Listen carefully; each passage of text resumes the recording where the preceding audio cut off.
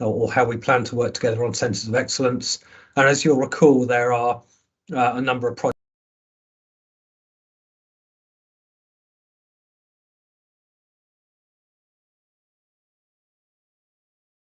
like better work with Transport East and England's economic heartland, and a decarbonisation toolkit with Transport East and England.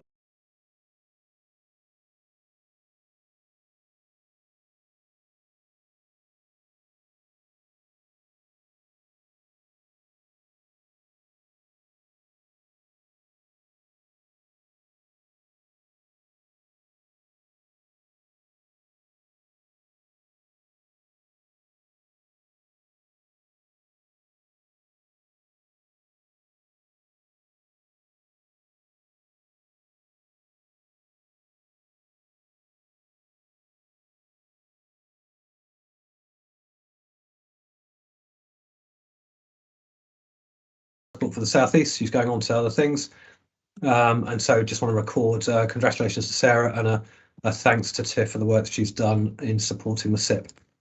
Other than that, Chairman, I'm very happy to take any questions. Thank you, Rupert, and I'm sure we join with you, as I say, welcoming Sarah and thanking Tiff. Are there any questions or comments anyone wants to make? I'm looking for hands up or just shout. No. So we're asked just recommended to note the activities of Transport for the South East between March and June 2022. Are we happy to do that? Great. Thank you. So we move on to agenda item 6, which is the SIP consultation progress. And you may wish, no, I do wish to invite Lucy to introduce, please. Thank you. Thank you very much. As you will have seen from the report pack, the report that accompanies this presentation is very light. The reason for that is because it had to be produced prior to the consultation close, so there was very little I could say. So what I'm going to do now is just run you through a brief presentation, give you a verbal update of the consultation process now that it has finished, and give you a little taster of the emerging outcomes from that consultation. What this isn't, though, just in terms of expectation management, is a presentation on the outcomes of the consultation. It's still very, very early days, and the feedback from the consultation process is still being analysed. So that presentation will come to you at the next meeting on the 14th of November. I am just going to share my screen and hope that it works. Try and get to full screen.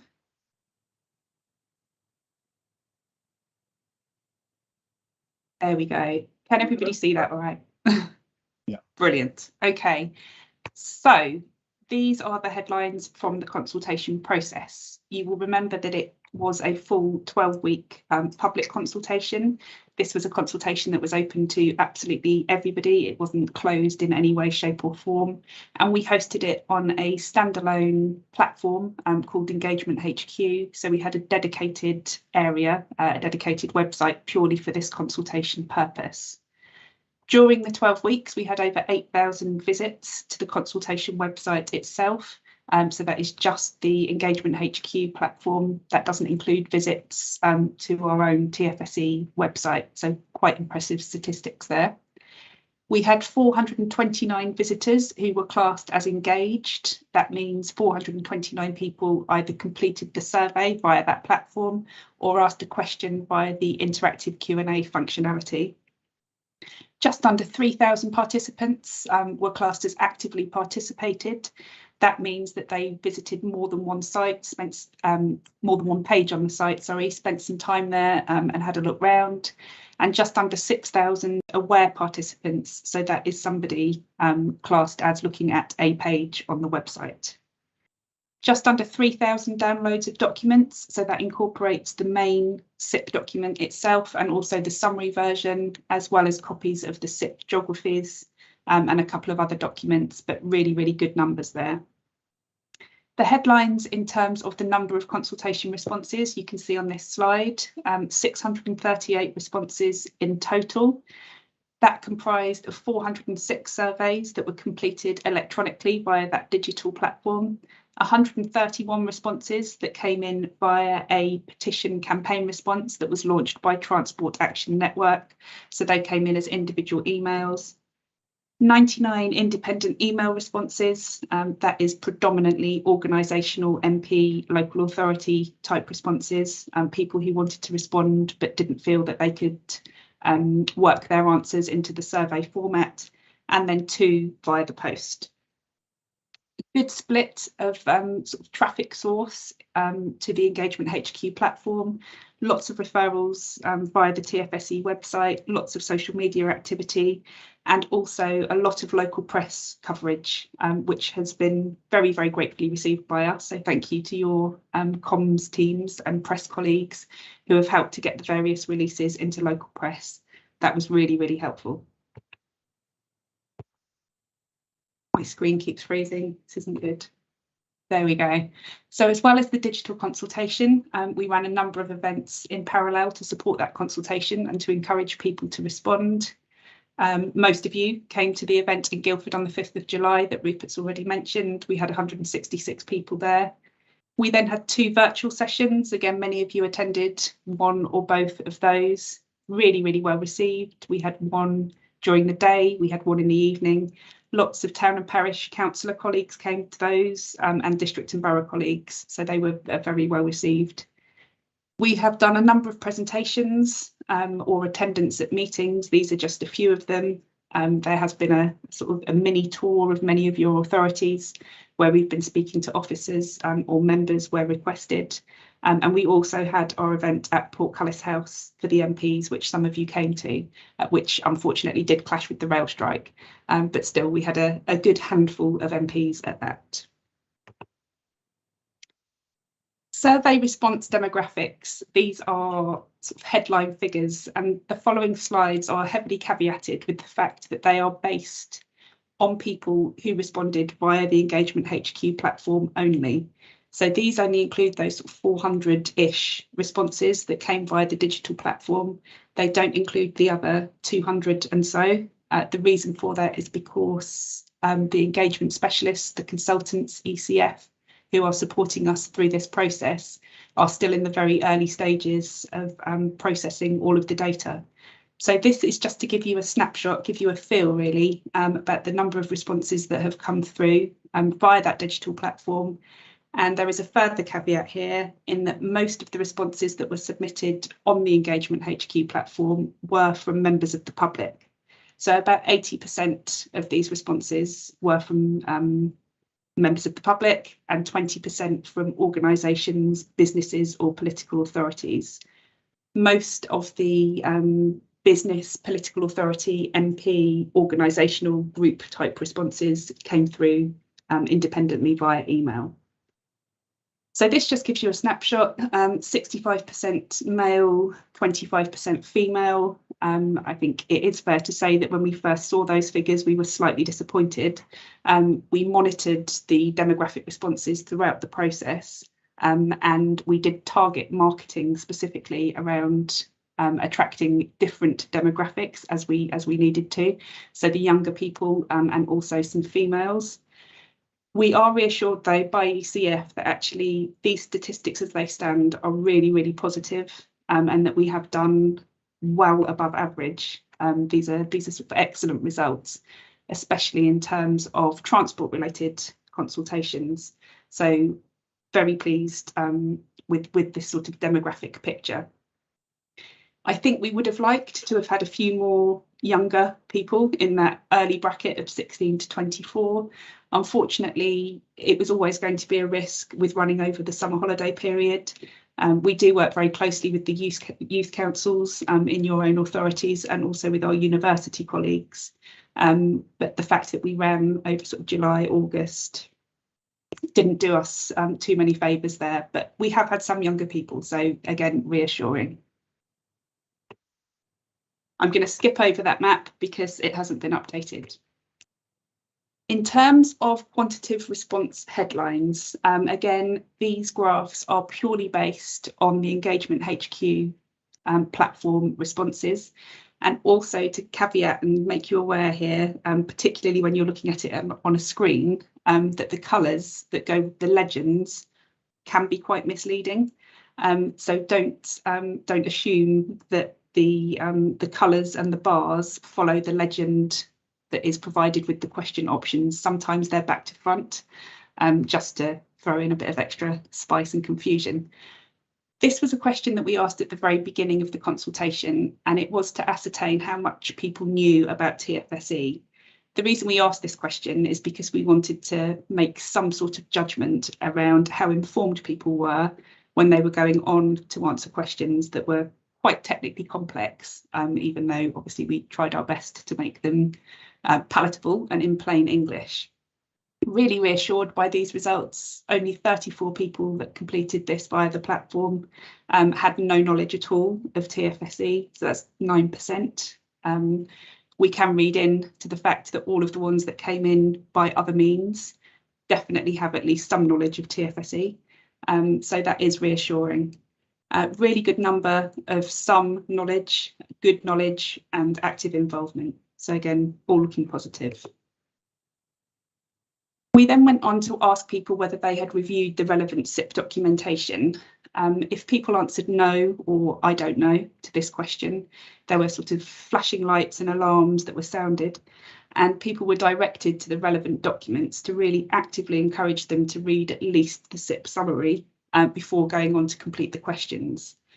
I think that worked. Only 15 people have said that, honestly, let's hope they were being honest, haven't read any SIP documentation at all. 12 people didn't know, which is slightly confusing, but overall a good number of people read the SIP summary, and a lot of people, 207, read the full SIP. So really reassured by that.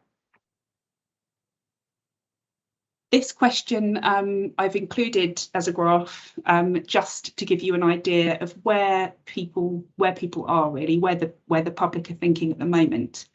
This question asked which of the investment priorities that are contained within the SIP people felt were important for the SIP to deliver, and people could select as many or as few as they wanted. Unsurprisingly, decarbonisation and environment has come out top, and this pattern was pretty steady throughout the full 12-week process. So when we looked at the end of the first week, the pattern of bars was fairly similar to this. Decarb and environment has stayed at the top throughout. Global gateways and freight is the bar on the far right-hand side with 126 responses. I think, again, that is a reflection of the fact that most of these responses come from members of the public. And perhaps if all of the organisational responses were included, that number might be slightly different. You can see that east-west connectivity, radial corridors, regeneration and growth are all pretty important to people. It's quite a good spread. I think from this we can read into the fact that the SIP is a well-balanced document. There is nothing that is significantly lagging behind. We haven't got any sort of ones or twos here, which is great, and it is a fairly even pattern.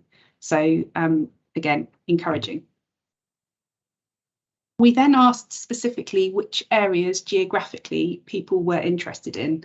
And the reason we asked those questions, as you might remember from a previous consultation, is because dependent questions then followed. So depending on which option or options people selected, there was then a following series of dependent questions that drilled down into more detail about specific interventions in those geographic areas.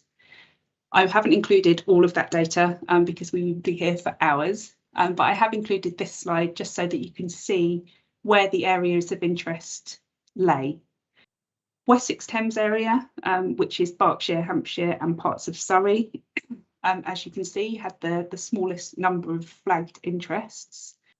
That again was the pattern throughout the consultation period, and we have worked very closely throughout with our colleagues in Berkshire, Hampshire and Surrey to try and push that number up slightly. Lots of local authority social media coverage, for which we are very grateful, and some press coverage as well. I'll be honest, I'm not entirely sure why that did lag behind quite so much, but it is what it is, as they say. The others all fairly evenly split. This question asked about global policy interventions and how important people felt they were for the SIP to support. So you'll remember that the global policy interventions here from left to right, decarbonisation, public transport fares, new mobility, road user charging, virtual access and integration. Interestingly, on this slide, public transport fares overtake decarbonisation as the key theme. I think, again, that is a reflection of the fact that this is predominantly members of the public who have responded in this particular format. And also, this survey ran prior to the announcement on the public transport fare caps. So it'll be interesting to see if this changes as the other consultation responses are taken into account. Virtual access doesn't seem to be too much of a concern to people. I think, again, that's possibly a reflection of the fact that largely we do have good data coverage in our area. People don't seem to be too worried about the whole virtual access issue. But certainly public transport fares, decarbonisation and integration are very, very important to people. The integration, particularly with public transport areas and the link with active travel has come across in some of the written themes that are emerging from the SIP as well. People seem to want better integration between modes, so mobility hubs, and some attention to first mile, last mile type travel, so how they can access those hubs without needing to use a car. This question, again, take with a pinch of salt, because this is based on public responses. Excuse me. And I think the pattern of this will change as the organisational responses are taken into account. So we always knew there was a slight risk with asking a question about the funding and finance chapter of the SIP, the risk being that it is a complex chapter, excuse me, and people who haven't had time to read it fully or haven't had any previous or full involvement with TFSE were likely to be slightly confused by it. There are a number of people here who've said they're just not sure whether or not the SIP captures the benefits and costs of the proposed packages of interventions adequately. And there are a number of people that say they are sure, and a number of people who just say no. Alongside this question and most of the other questions, there was a free text box option for people to be able to tell us what they thought, make any other comments. And by far the most frequent comment that accompanied a response to this question was, "We don't understand," or "We would need more information to be able to answer this question." But it's a useful indication anyway. This is very hard to read on the screen, so I do apologise, and we'll circulate the slides with the notes. This question asked to what extent did people agree that as a whole, the packages of interventions delivered on the priorities of the SIP. So the preceding questions to this one, as I said, were sort of dependent questions, depending on where people had highlighted their area of interest geographically. This then brought the consultation back to a full package and said, when everything is taken into account, what do you think? Again, really reassured here, 49% agree that the combined packages would deliver on the SIP priorities, 30% disagree, and then a handful, again, sitting in the middle, who neither agreed nor disagreed. But again, very, very encouraging. And this question asked to what extent people agreed that the SIP made the best possible case for investing in transport infrastructure in the South East. Again, really positive responses here. We've got a 46% agree, 32% disagree, and where people did disagree, there tended to be an accompanying comment that said, "I don't really understand. I don't understand enough to be able to answer this question." In terms of the qualitative response headlines, so these are the headlines taken from those free text comments boxes, and also from all of the other consultation responses that have been received via email, via Transport Action Network, and via the post. So these headlines, which we only got last thing on Friday, very, very hot off the press, combine all of the comments from all of the consultation feedback. So these are the key themes emerging, and I've only included the top handful. There are lots more that go down to just one comment. But these are the number of unique comments. These are the top unique comments that have been received via the consultation process so far. Can't read too much into it at the moment because we haven't got any evidence or information to back these up. This literally came in on Friday night from ECF. But you will see here that the top comment is around requests for further investment and improvements to public transport. Then a request for prioritising active travel and opposition to road building schemes. Those three themes, along with, in a sort of more minimal fashion, the support to the recognition of the need to tackle climate change, are the themes that were contained within the Transport Action Network responses. They were the headlines. But obviously, you know, the number of unique comments there are significant. They are the key themes emerging. Meeting net zero targets, that is the only headline I've been given. So again, I can't yet say whether that is encouragement around meeting net zero targets or concern that we're not going to. We need to have a more of a look into that one. Environmental impacts of the proposals not being clear enough or needing more analysis.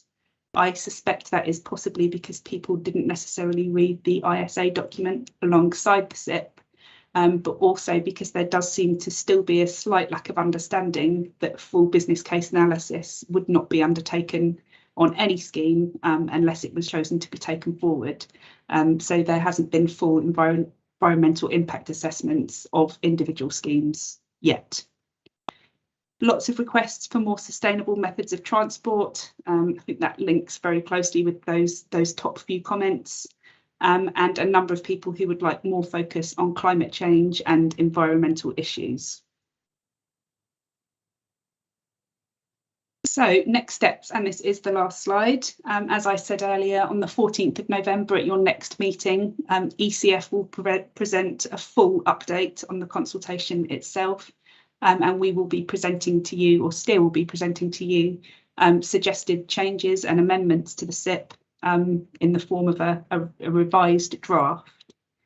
Following that meeting in November, your councils will be taking the SIP through your various democratic processes to hopefully garner plenty of support and be in a position to be able to sign the SIP off.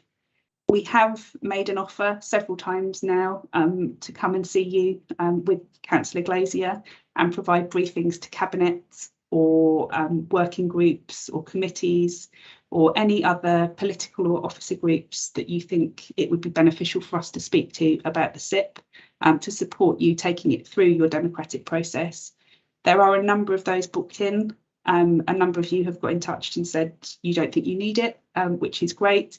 But the offer is there, and if any of you are now thinking, actually, it would be really helpful if we could take this through a group of some description, then please just drop me an email and I will sort that out. The aim then is that in March next year at your meeting, the revised version of the final SIP will be presented and all of your authorities will be in a position to adopt it and sign it off. And that is it. Thank you, Lucy. Are there any initial comments, questions for Lucy? Clearly, it's early days. There's an awful lot of information being gathered. We just need to do the full analysis now, I think. But any initial thoughts? No. So we're asked then to note the approach taken on public consultation and note the high-level emerging outcomes from that consultation process. So happy to do that. Yeah. Yeah. Councillor Glazier. Sorry, yeah. Councillor Glazier, you've got a hand up. Councillor Elaine Hills has just. Sorry, I didn't see that. Sorry, Elaine, please. Just a quick one. I just yeah, thank you for the the presentation. It'd be really good to see the slides and get a full picture of it. There's a lot in there. And it was good to have some, you know, I know it's just finished quite recently, the consultation, so it's good to have some quick feedback on how it is already. I mean, it's more a question of some going forward. The young people response was very low. I was just wondering about the channels. I have a 15-year-old. I know the channels she uses are very different from the media channels that I might use. I'm just wondering if, you know, in the future or you might tell me now what channels you're using to try and reach out to them, and how that could change going forward. That was it, really. Thank you. Lucy, do you want to answer that? Or? Yeah. So historically, the way we have tried to target engagement with our young people is via youth cabinets and councils that are associated with our local authorities, and also via our university colleagues. The primary reason for doing that, without wishing to make any sort of excuse, is that we are such a small team that we really do rely heavily on our comms and engagement colleagues within your own authorities to help support us on that. In terms of social media activity, we did a lot on Facebook. We did talk about Instagram, and there are some other platforms that young people use these days that I'm not overly familiar with, but I know that Holly, our comms manager, has been having a look into it. We are in the process of writing a refreshed communications and engagement strategy, and I do think it is something that we need to pick up on. But very, very happy to have any conversation. If you've got any ideas about anything else we could be doing in terms of younger people's engagement, then I'm very happy to have a chat. Please drop me an email and we will look into it. Thank you, Lucy. I'll have a think. I'll get back to you. Thank you. I think we agreed the recommendations as printed. Thank you for that, Elaine. So with that, we'll move on to agenda item 7, which is local capability. And Emily, I think you're going to introduce, please.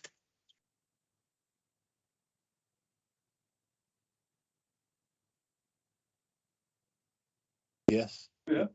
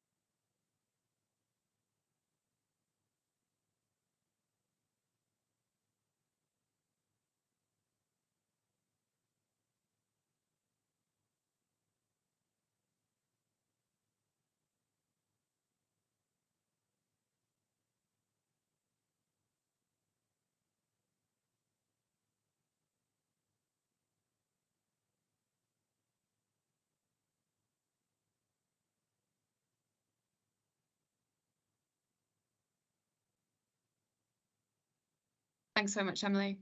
Good morning, everyone. So I'm Kate Fairhall, Project Manager from Arup, and I presented at the last board meeting on the outcomes from Phase 1A of the project. So I'm joined by my colleague Andrew today, who has been working on the project and will also present today. So if you'd like to go to the first slide, Emily, provides an overview of what we'd like to talk about today. So today we'll provide a recap on the project background and approaches to both Phase 1A and Phase 1B. The main focus of today will be on the approach and outputs from Phase 1B on the funding allocation and recommendations. And finally, we will cover pipeline ideas and next steps for future consideration. The purpose of today is to share the outcomes from Phase 1B and for the board to agree on the proposed funding allocation, delegation of authority and the associated next steps. Next slide, please.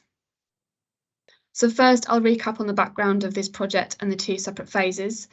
In April this year, TFSE commissioned Arup to support with Phase 1A to focus on uplifting capability of the local transport authorities to deliver local transport plans. This was completed between April and June and included engaging with stakeholders via a robust assessment method to identify existing capabilities and receive possible solutions to address gaps, which we then assessed. Following this, ARUP were commissioned to support with Phase 1B between July and September this year to obtain further information on the solutions so funding could be awarded to the LTAs to drive forward the plans. Next slide, please. So a bit more detail on the approaches. For Phase 1A, we developed a robust assessment methodology. So we had an objective approach. There was good engagement from the LTAs throughout to collect views. We had a survey, focus groups and interviews. And from the data, we found that all skills were rated as high capability and high importance, so there was strong clustering. 13 solutions were put forward, and we assessed that 7 were feasible as proposals and could be considered further.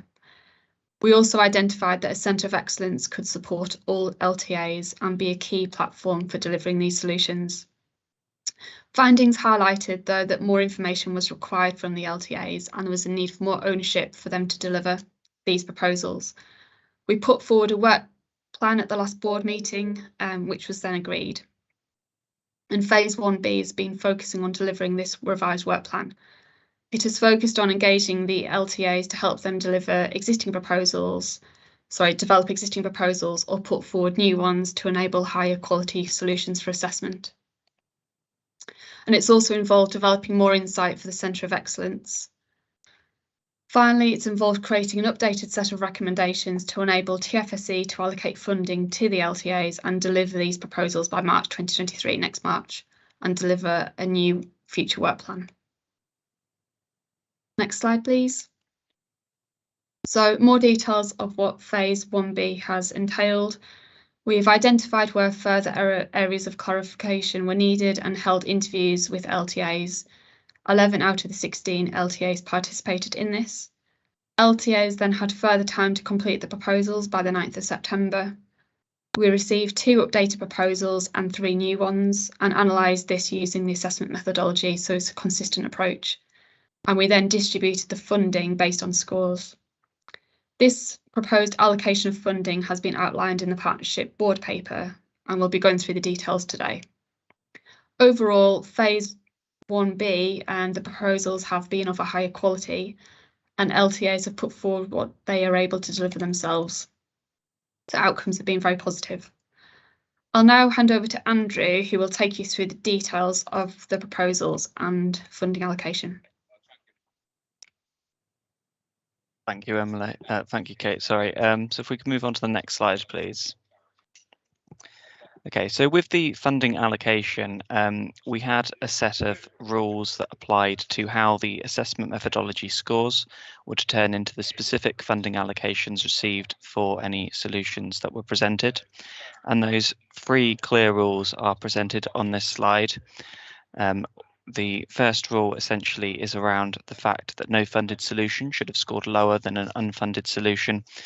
So the importance here is basically that it's impossible for a solution to receive money if it received basically a lower score than something that didn't. With the next rule, we have that no solution should receive both a higher percentage of their funding figure and of the funding ask, and a higher funding figure than a solution that scored higher than itself. So although it is possible due to the amount of money that a particular solution could require to be delivered, it could receive a higher funding figure than a solution that scored higher in the assessment methodology than itself. It should not be receiving a higher percentage of its funding ask than the solution that received a higher score. And then also something that's very important as part of this whole project is the allocation of benefit across the region. So as well as a key part of the assessment methodology focusing on value to the region as a whole, we also had a rule that no specific LTA should receive more than 60% of the total funding. So this means that we can't have too much of the funding being put into one LTA to own delivery for. So if we move on to the next slide, please. So this particular slide takes you through the actual funding allocations that we are presenting for board approval, based on the assessment methodology scores, the application of those rules that I just went through, and in particular the 5 solutions for which any funding would be allocated towards in option 1 are presented on this slide. Just to go through the difference between option 1 and option 2, and I'll come on to the specific layout for option 2 on the following slide. But essentially, with one of the proposals, which is the proposal with Solent, there is the potential for some conflicts in terms of how that proposal could be delivered with other work that is going on, in particular around the Common Analytical Framework. And therefore, it's important that discussions are held to ensure that if this particular pot of funding is the most appropriate pot to be used to fund that, and if it would be appropriate to proceed with that. So essentially what we have done is we've created an option 1, which assumes that Solent's proposal does receive all of the funding. And we have also developed an option 2, which assumes that Solent does not receive any funding. And therefore the type of option that we would proceed with would be based on how those discussions go with Solent. And essentially that would have a knock-on effect on the funding received for the other proposals, which I'll come into. But essentially that is the key difference between option 1 and option 2. And whilst we would be asking for the approval to go forwards with option 1, we also be asking for delegated authority to the lead officer to proceed with option 2 if that becomes seen as appropriate, in order to enable that to happen at a speedy pace to ensure that the deadlines for all these solutions can be met without having to wait too long to proceed with that.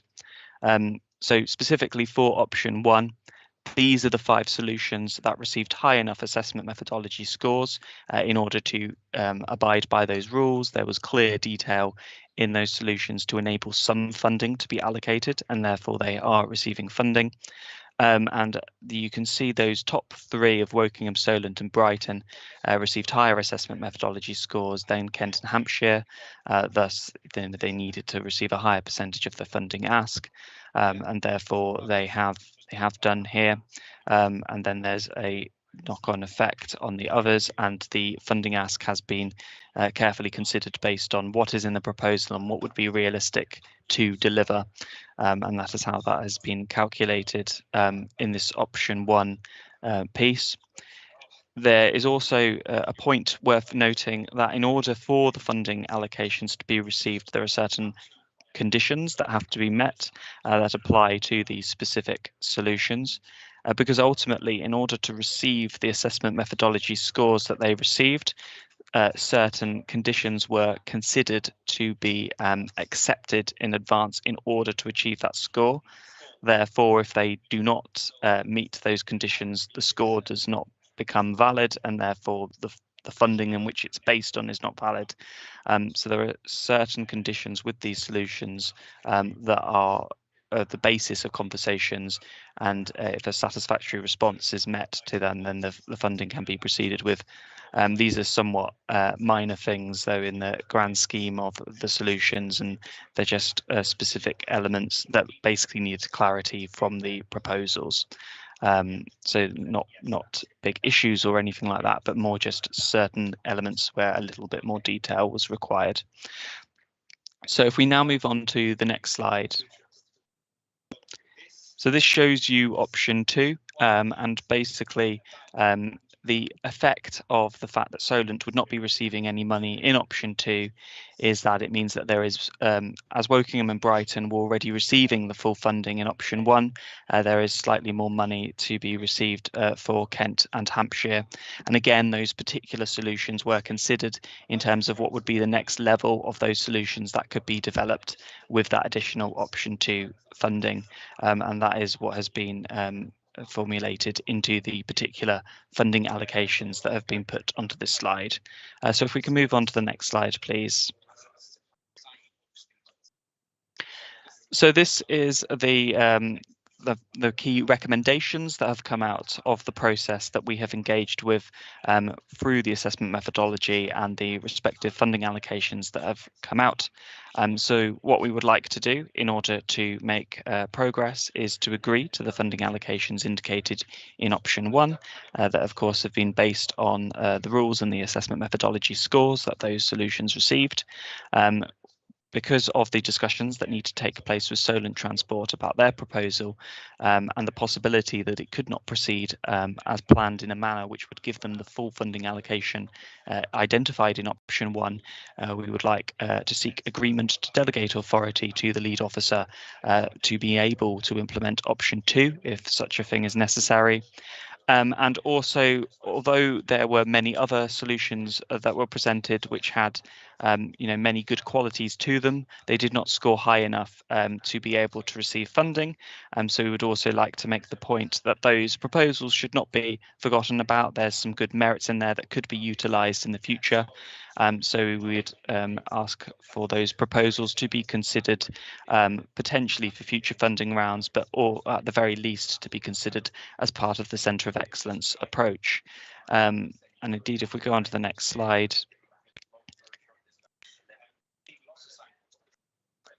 So if we could go on to the next slide, please. Thank you. So indeed, those pipeline proposals are outlined there. And to talk about the general approach around the Centre of Excellence, I'm now going to hand over back to Emily. Thank you.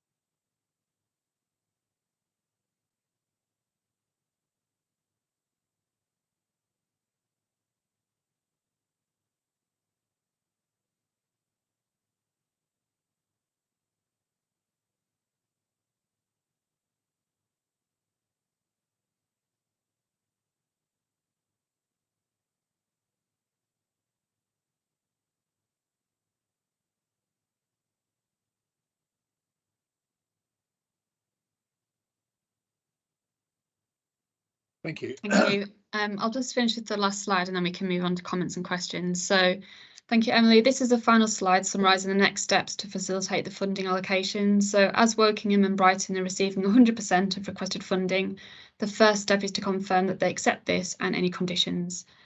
Then the next step after that is to discuss with Solent Transport whether their proposal is included or not. So whether we are having option 1 or option 2. And after discussions with Solent Transport, there will be a need to agree funding with Kent and Hampshire based on the revised scope and conditions as they are receiving a lower percentage of their request. Once the projects are underway, TFSC will be checking delivery throughout this period until March 2023. And then also throughout this period, the pipeline proposals and the emerging themes in relation to the Centre of Excellence work that is developing will also be considered. So that's it from us. Thank you for listening, and we welcome any comments, questions. Thank you all. Colin, we'll start with you. Your hand up first. Yeah, just a couple of quick points, really. First of all, the authorities or organisations that scored low, I presume, Emily, that they've had feedback on why they scored low and how the proposals need to change to get higher up the board on the next round, because I think that's important to understand, you know, why they haven't got in. So I think that's important there. I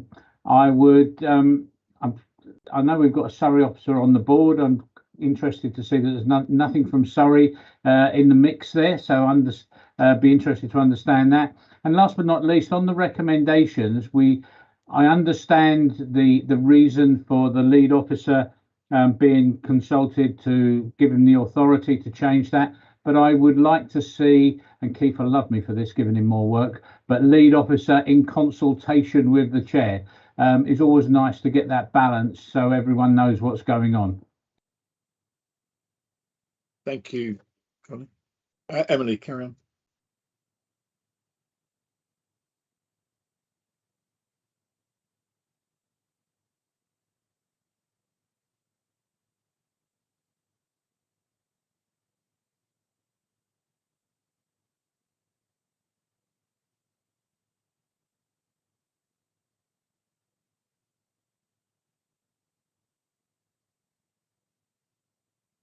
Sorry, Keith. No problem. Any other questions or comments? Elaine. Thank you, Chair. Oh, I just want to say I'm very pleased that Brighton and Hove has received our full allocation. That's really good news, and it will, you know, help us deliver and embed our active travel programme. So good to see. Thank you.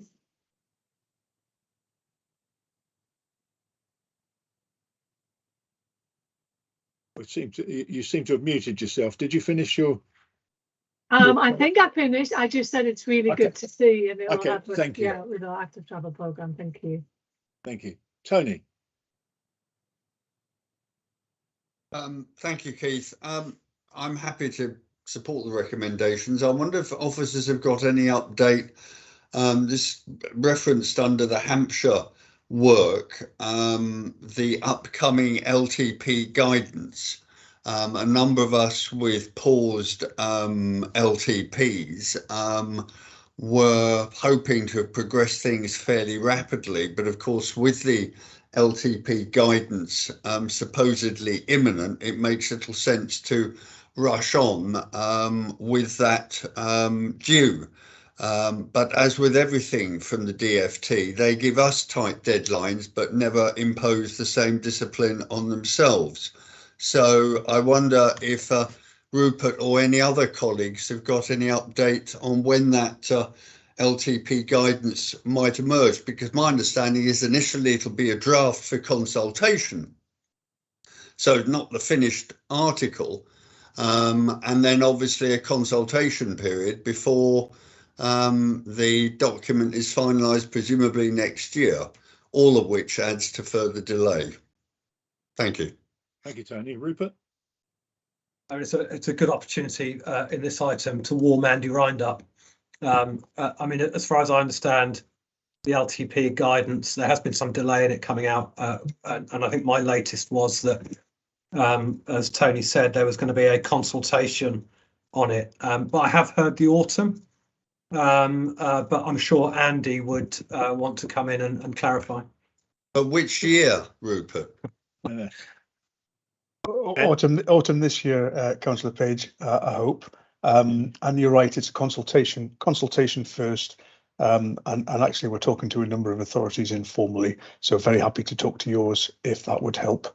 We recognise that authorities are all at different stages with their LTPs, and trying to come up with a cliff edge approach to new guidance, new LTPs is challenging for everyone. So very happy to have a conversation separately with individual authorities if that helps. But yes, autumn later this year for the consultation is the latest I have to.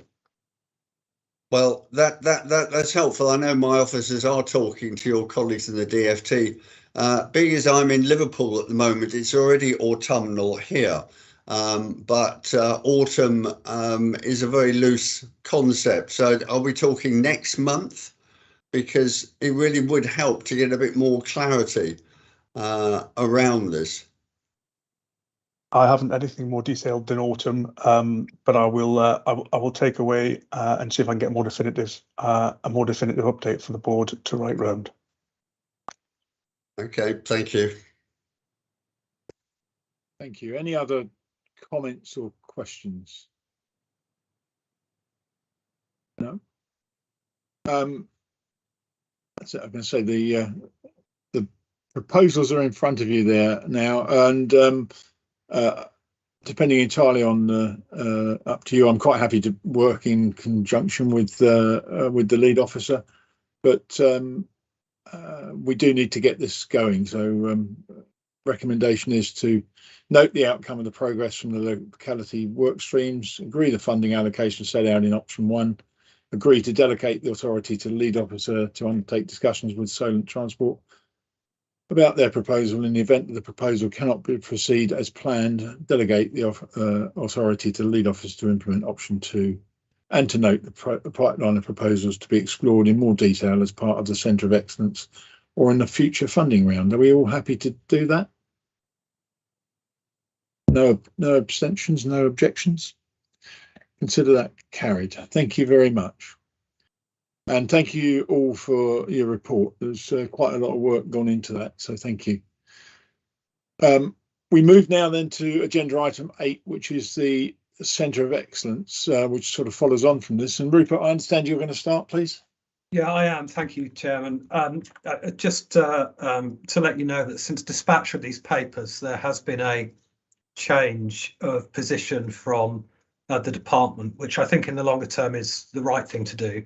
But members will recall that in our business plan, we had a proposal in there for Centres of Excellence, for which the DFT, as part of our grant allocation, gave provisional funding to, subject to the completion of a more detailed business case. And in effect, that the business case is in Appendix 1 of your papers.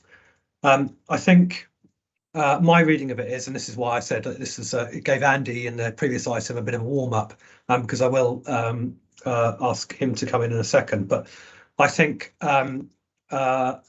we've made good progress on the Centre of Excellence work, and our business case, I think, is quite solid. And my reading of it is that that has, when that has landed with the DFT and discussions that we've had with the department over the development of a Centre of Excellence, has in effect caused them to pause and go, well, actually, this is a kind of methodology that we'd like to see applied across all of the STBs. And so we have effectively been asked to just pause for a moment to allow the DFT to consider how they could apply this across all of England's STBs. And of course, that would mean an additional funding pressure for them to sort out in order to allow other STBs to move forward. So the recommendations that are contained in the papers that you've got, that were the papers at dispatch, have changed a little bit, and we'll pop a slide up in a minute that shows what those revised recommendations are. But in effect, we're saying that, you know, we'd like you to note the proposed approach on the Centre of Excellence, subject to the ongoing discussions with the department, and then a couple of recommendations agreeing that a case be made to the DFT to draw down funding to deliver phase 1A of the Centre of Excellence work. So you'll note within the appendix in the papers, the work is split into 2 phases. One is around understanding what demand is and effectively co-creating a Centre of Excellence with local transport authorities. And the second part is the establishment initially of a virtual platform and to build the capacity and capability that a Centre of Excellence can offer local transport authorities. So I think we are seeking that you agree that we continue to push on that, notwithstanding the DFT's position in relation to the 6 other STBs. And then if we can get that money drawn down for phase one, perhaps initially, that you delegate responsibility of the procurement of that phase one to me to oversee the procurement. So my apologies for having changed the paper with you, but we've got this information late last week, and rather than pull a paper out of your pack and submit a late one, it seemed, because the business case doesn't change, our business case is our business case. It's just a matter of working with the DfT to draw down that funding and supporting the department in what they may wish to do with other STBs. So that's a rather long-winded way of saying that the recommendations have changed and they're in front of you now. But it might be, Chairman, an opportune moment to bring Andy in to just highlight the points he wishes to make. Thank you, Andy. Over to you. Thanks, Chairman. Thanks, Rupert. Yeah, absolutely right. You were there first with this. Transport for the South East have done you've done the diagnostics. The last paper presented the areas that your LTAs are telling you they need your help with. I think you're quite right, Rupert. Your proposals caused DfT to think about what advice we want to put to new ministers about the role that STBs, the 7 STBs, could play in this important space. You will all have seen the infrastructure announcement as part of Friday's fiscal event. So there's more and more emphasis on delivery, and actually STBs have a key role to play in that. So we're just going to take a bit of time to consider how we might ask all 7 STBs to work both individually with their authorities and together on some of the specialist areas before we come to a kind of concrete view on what we want from you, what we'd like from you on building capacity. But certainly we'll continue the discussions as Rupert has outlined to keep this rolling if we possibly can. Thank you, Andy. Any questions or comments for Ian? Thank you, Keith. And yeah, interesting to sort of see the amendment being made to the recommendations. I mean, I'm very much in favour of the concept of setting up centre of excellence on this, and it's good to hear that this is being supported, or appears to be being supported in principle, whilst also being delayed by central government.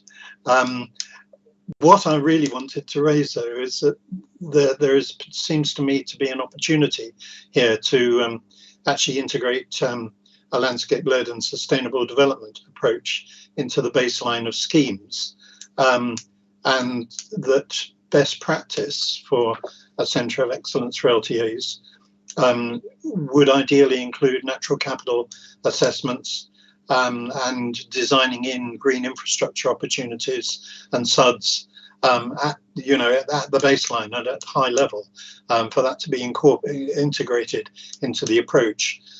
So I'm putting in a plea here, although I appreciate this is sort of a little way down the road now, for SEPL, or for protected landscapes, to be included in the stakeholders in these centres of excellence, to ensure a sort of wider vision of skills development, not just an engineering and project management approach, but actually bearing in mind the emerging themes that came from the SIP, that are coming from the SIP, with obviously a strong support for climate change issues, environmental issues, net zero approach, and so on, for that to be integrated into any centre of excellence proposals. And if it is going to be national with other STBs, even more importantly, I think, for the environmental agenda to be incorporated and for appropriate skills to be introduced.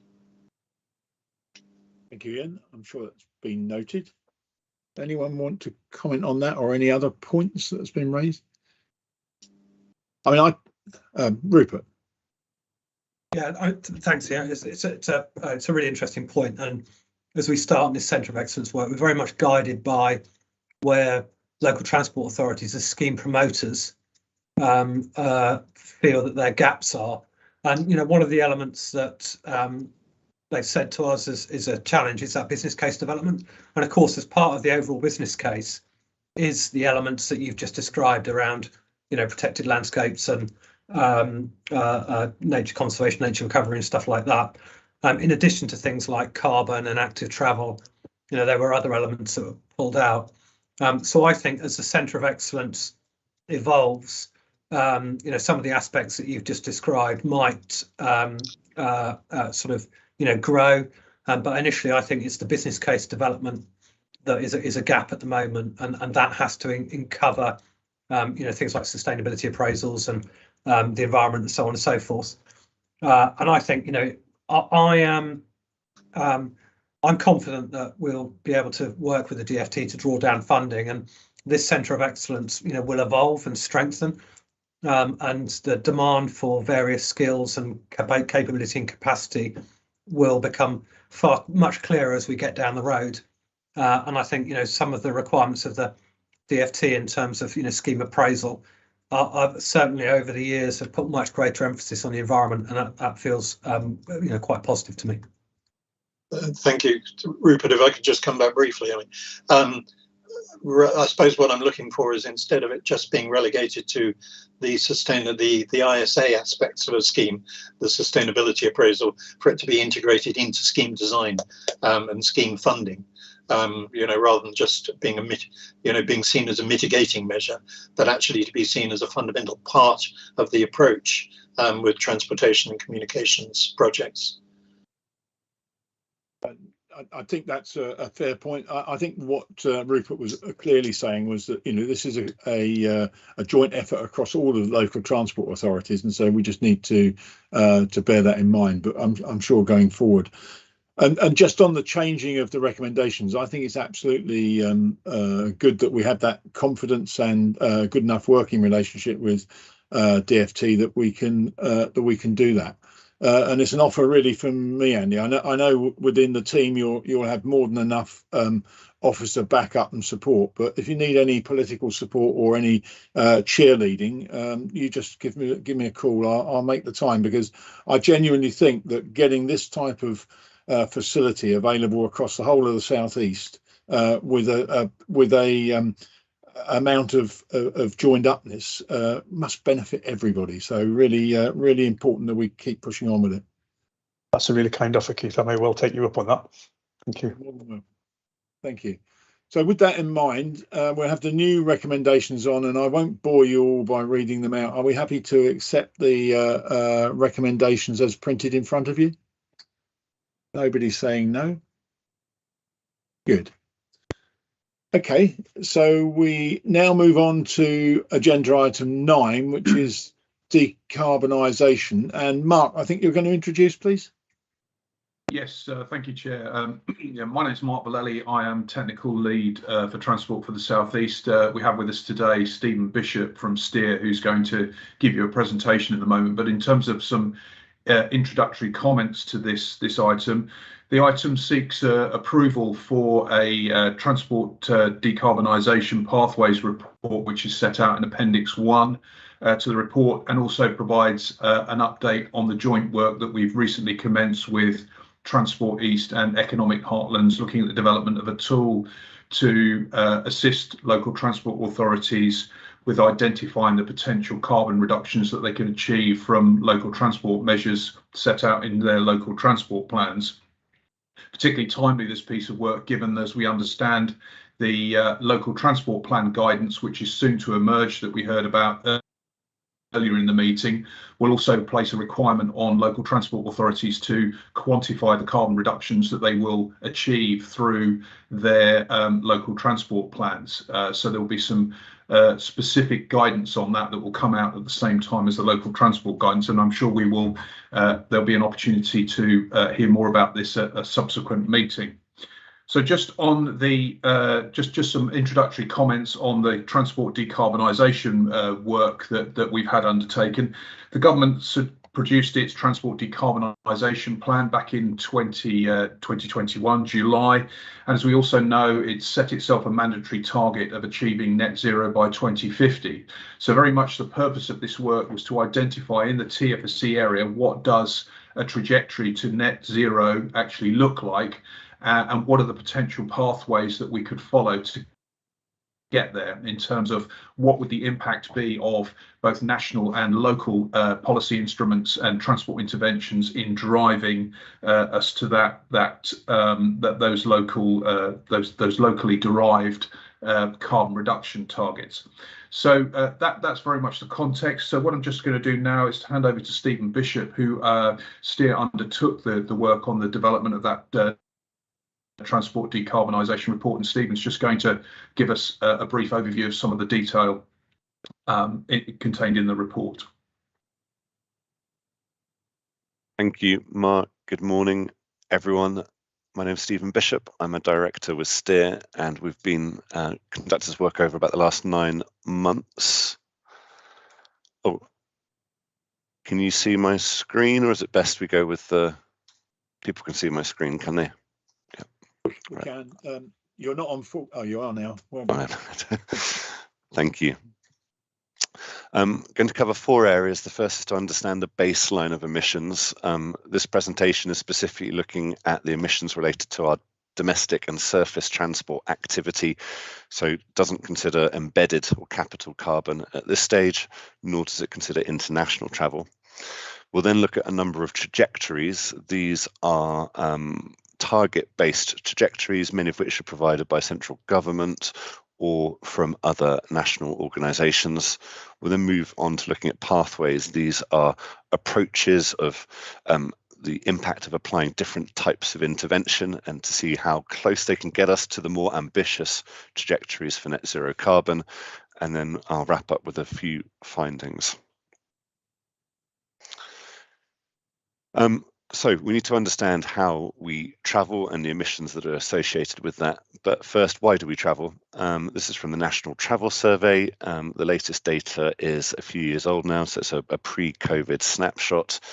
But 13% of our trips are from commuting, so perhaps almost a little bit of myth busting as transport planners. We've probably been fallen foul of kind of planning for the daily commute when it only accounts for 13% of our trips.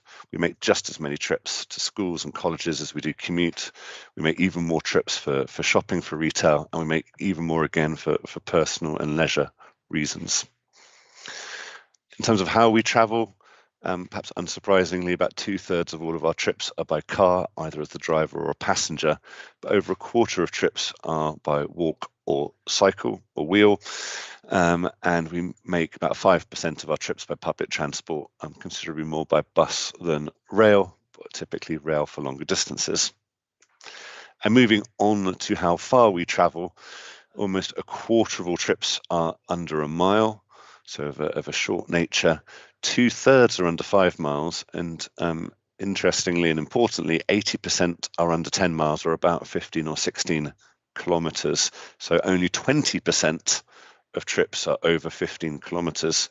But moving on to looking at the emissions as part of our baseline, about 2/3 of our emissions come from car, and the remaining sort of 30 to 40% from van or heavy goods vehicles, and as a result of that, or understandably, the bus, coach, motorcycle and rail are very small proportions.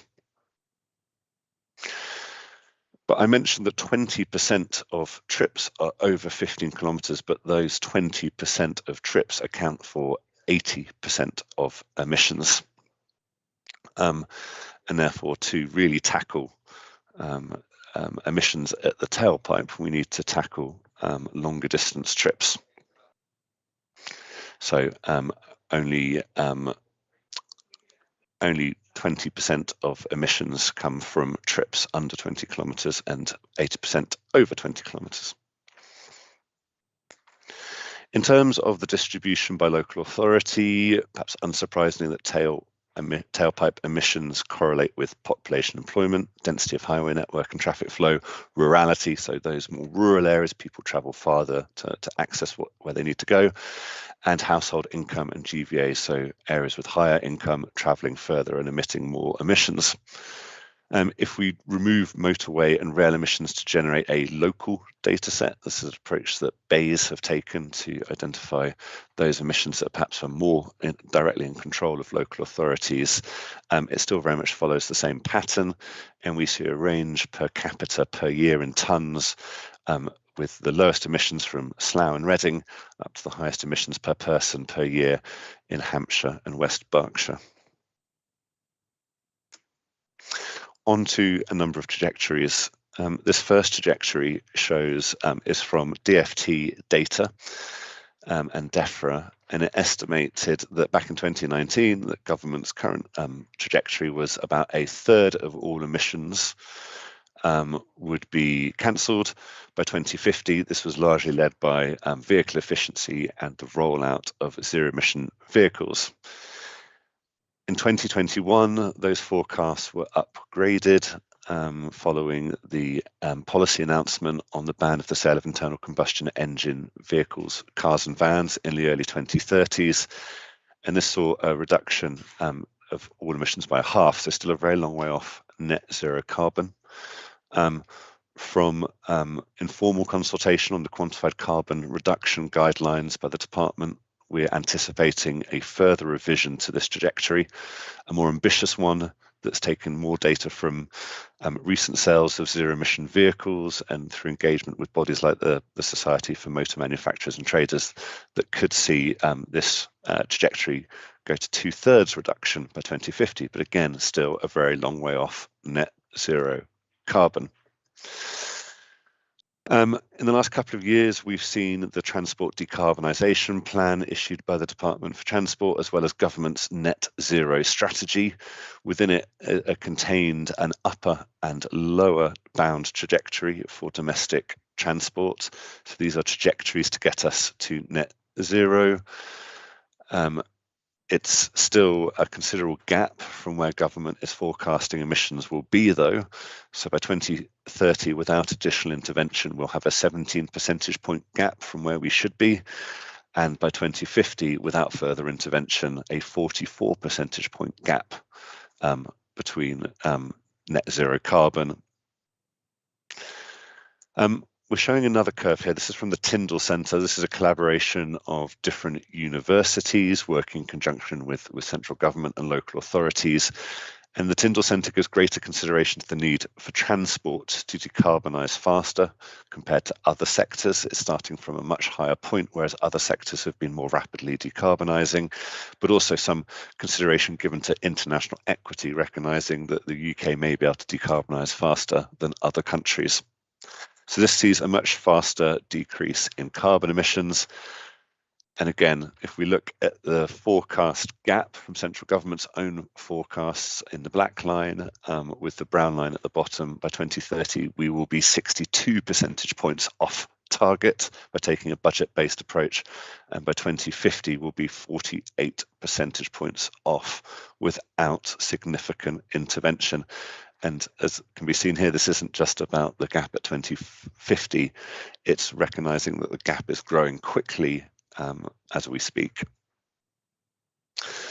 On to a number of pathways. So we have considered a number of different policy interventions and types of scheme that could support us in our route to net zero carbon. And we've built these up over a number of scenarios. The first looks at a generational shift in sustainable transport investment, continuing the trends of increased levels of home working and remote access to services, and higher vehicle operating costs. So some form of demand management, things like clean air zones, ultra low emission zones, things that we're seeing different parts of the country and indeed the region bringing forward, but in a relatively modest manner. We then build on that scenario. So we take scenario one and add to that faster adoption of zero emission vehicles. So we make the assumption that almost all vehicle kilometres in 2050 will be conducted by zero emission vehicles. So it's a massive assumption, but it's the only way we will get to net zero by 2050. Scenario three builds on that further by advocating and realising greater levels of integration with land use planning, spatial planning, and further digital rollout and adoption. So gigabit connectivity and whatever comes after that, to encourage shorter distance trips to be made by non-motorised modes and reducing the need or desire to travel longer distances. The fourth scenario again builds on the first three, adds them all together, and introduces a greater level of urban demand management policies. So this is really opening up the demand management toolkit at an urban level. Appreciate the challenges of this, but also the opportunities for great levels of revenue generation as well. And then the fifth scenario, again, it builds on all four together before that and introduces national road user charging as a demand management tool, so not just as a tool for replenishing the Chancellor's coffers, but to actually use it as a management optimization tool. So looking at how these different scenarios perform, the blue line at the top is government's 2019 business as usual forecast. The black line is the one that I showed you that's slightly more ambitious, that government issued last year, that sees the ban of the sale of internal combustion engine cars and vans in the early 2030s. Sorry, I take that back. Sorry, the blue line is the more ambitious business as usual scenario on the ban of the sale of internal combustion engine vehicles in the early 2030s. That gets us about 50% of the way there. The black line is the sustainable travel and demand management package. So this aligns with perhaps the most ambitious interpretation of the strategic investment plan. And the strategic investment plan itself recognises that we need to follow more ambitious pathways beyond those interventions within the SIP. But we need to look then at the shape of the curve. So the blue, green, yellow and red lines that come below that, they all get us to net zero carbon, but we're not only interested in where we are at by 2050, but the shape of the curve. That is the total volume of carbon and other greenhouse gas equivalents that we emit between now and 2050 that all contribute to climate change. It's only the most ambitious of scenarios, scenario 5, that incorporates national and urban demand management measures, much better levels of integration with spatial planning and digital proliferation, faster adoption of zero emission vehicles, and this once in a generation increase in investment in sustainable travel. Do we get anywhere close to the trajectories that are required, taking a budget-based approach in line with government's own trajectories to get us to net zero carbon in the right way? So to summarize, the trajectories to net zero demonstrate significant reductions in the level of emissions will be required above and beyond government's own assumptions about the rollout of zero emission vehicles and supporting policy incentives and regulation. This is to meet the commitments, government's own commitments to the Paris Climate Change Agreement. And we note that in the 2020s, we will be between 27 and 58%, 27 to 58% reduction is required by 2030 in our emissions from today. So potentially need to reduce emissions by up to nearly 60% in the next 8 years. In order to accelerate the pathway to net zero, the extent of intervention cannot be underestimated. It is vast and it requires immediate action, and to its fullest extent across almost all areas of intervention. This is not about cherry picking, whether it's active travel or electric vehicles, it's all areas of intervention required. From a transport perspective, the main factor in defining a pathway to net zero is identifying the interventions required to reduce the overall number of trips we make by petrol and diesel fueled forms of transport, the shift in the mode of travel used to near zero emission mode, and to reduce vehicle emissions to zero. So it's a combined approach of reducing the need for travel, changing the mode by which we travel, and where we do use a vehicle, ensuring that that is a zero emission vehicle. In addition to those transport interventions, as mentioned, we need to give consideration to wider spatial planning, energy networks and energy production, and digital network investment, as well as the coordination of public service delivery, so some of those things that determine our demand for travel, and sustained behaviour change, bringing households, people, communities, businesses along with us. So the political ambition for net zero from central government and the scale and urgency of the changes required to get us there makes it imperative to bring residents and businesses along with these changes, as long as we're making the decisions required to enable and promote change. Thank you. That's a summary of the report that's in the board pack. Happy to take any questions or comments. Thank you very much, Stephen. And I was absolutely impressed with the report. Sets out some really clear targets and some challenges for us all. So are there any questions or comments on Stephen's presentation? Elaine. Thank you, and thank you very much for that, Stephen. You're right. It was really clear. You know,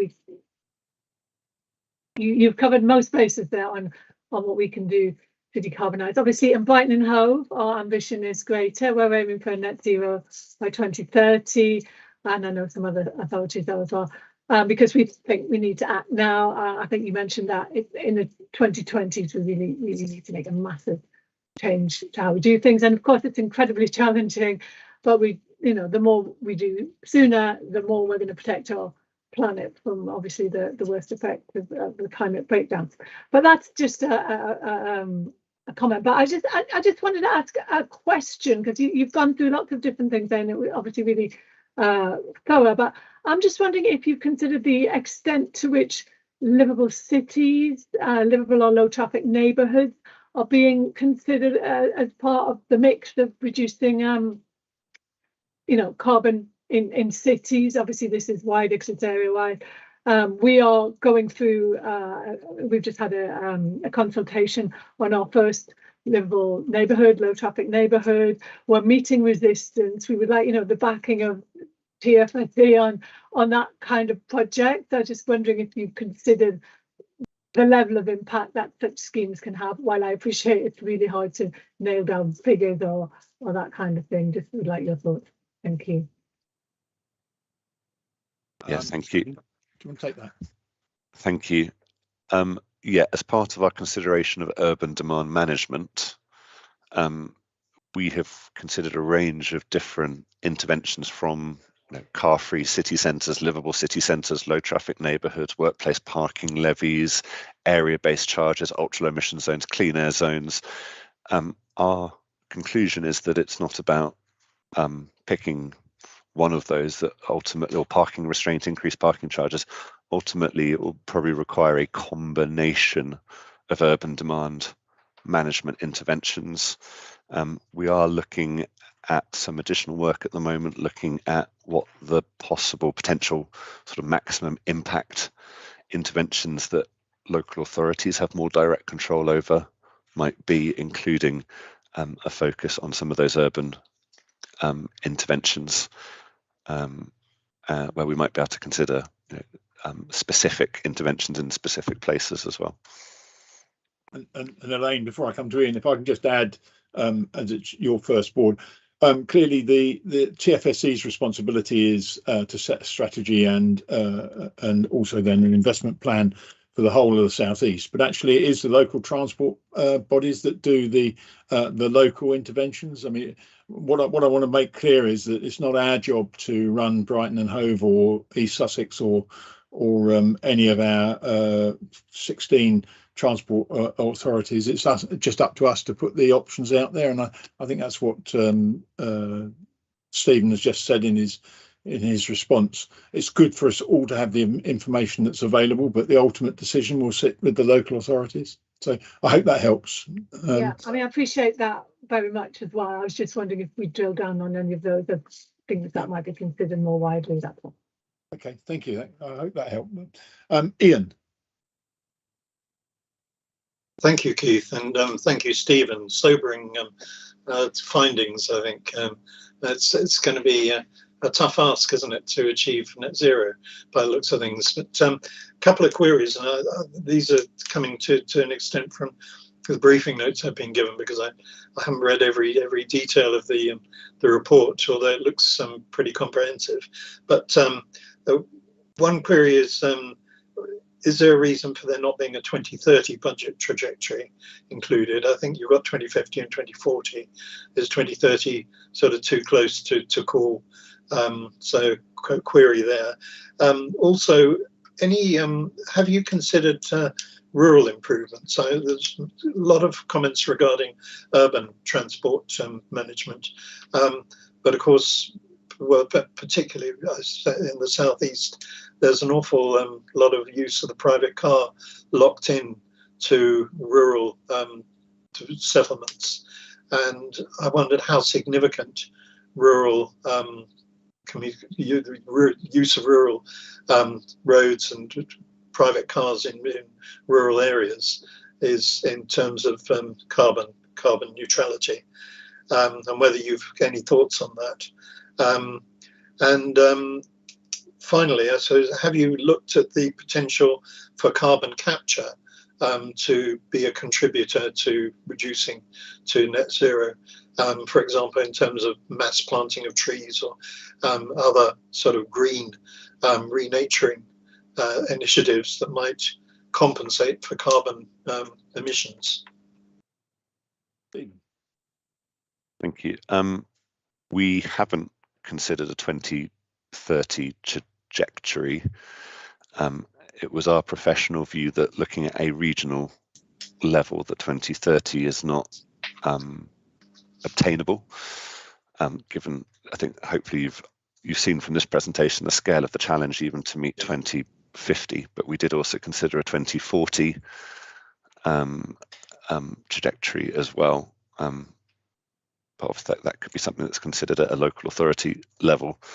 In terms of your question and comments about rural travel and emissions generated from rural travel to, from and within rural areas, our analysis did consider sustainable travel improvements within rural areas, as well as the potential impact of improved digital connectivity and the rollout of zero emission vehicle technology in rural areas. What we haven't done is isolate the impact or conduct a comparison between an urban and a rural area.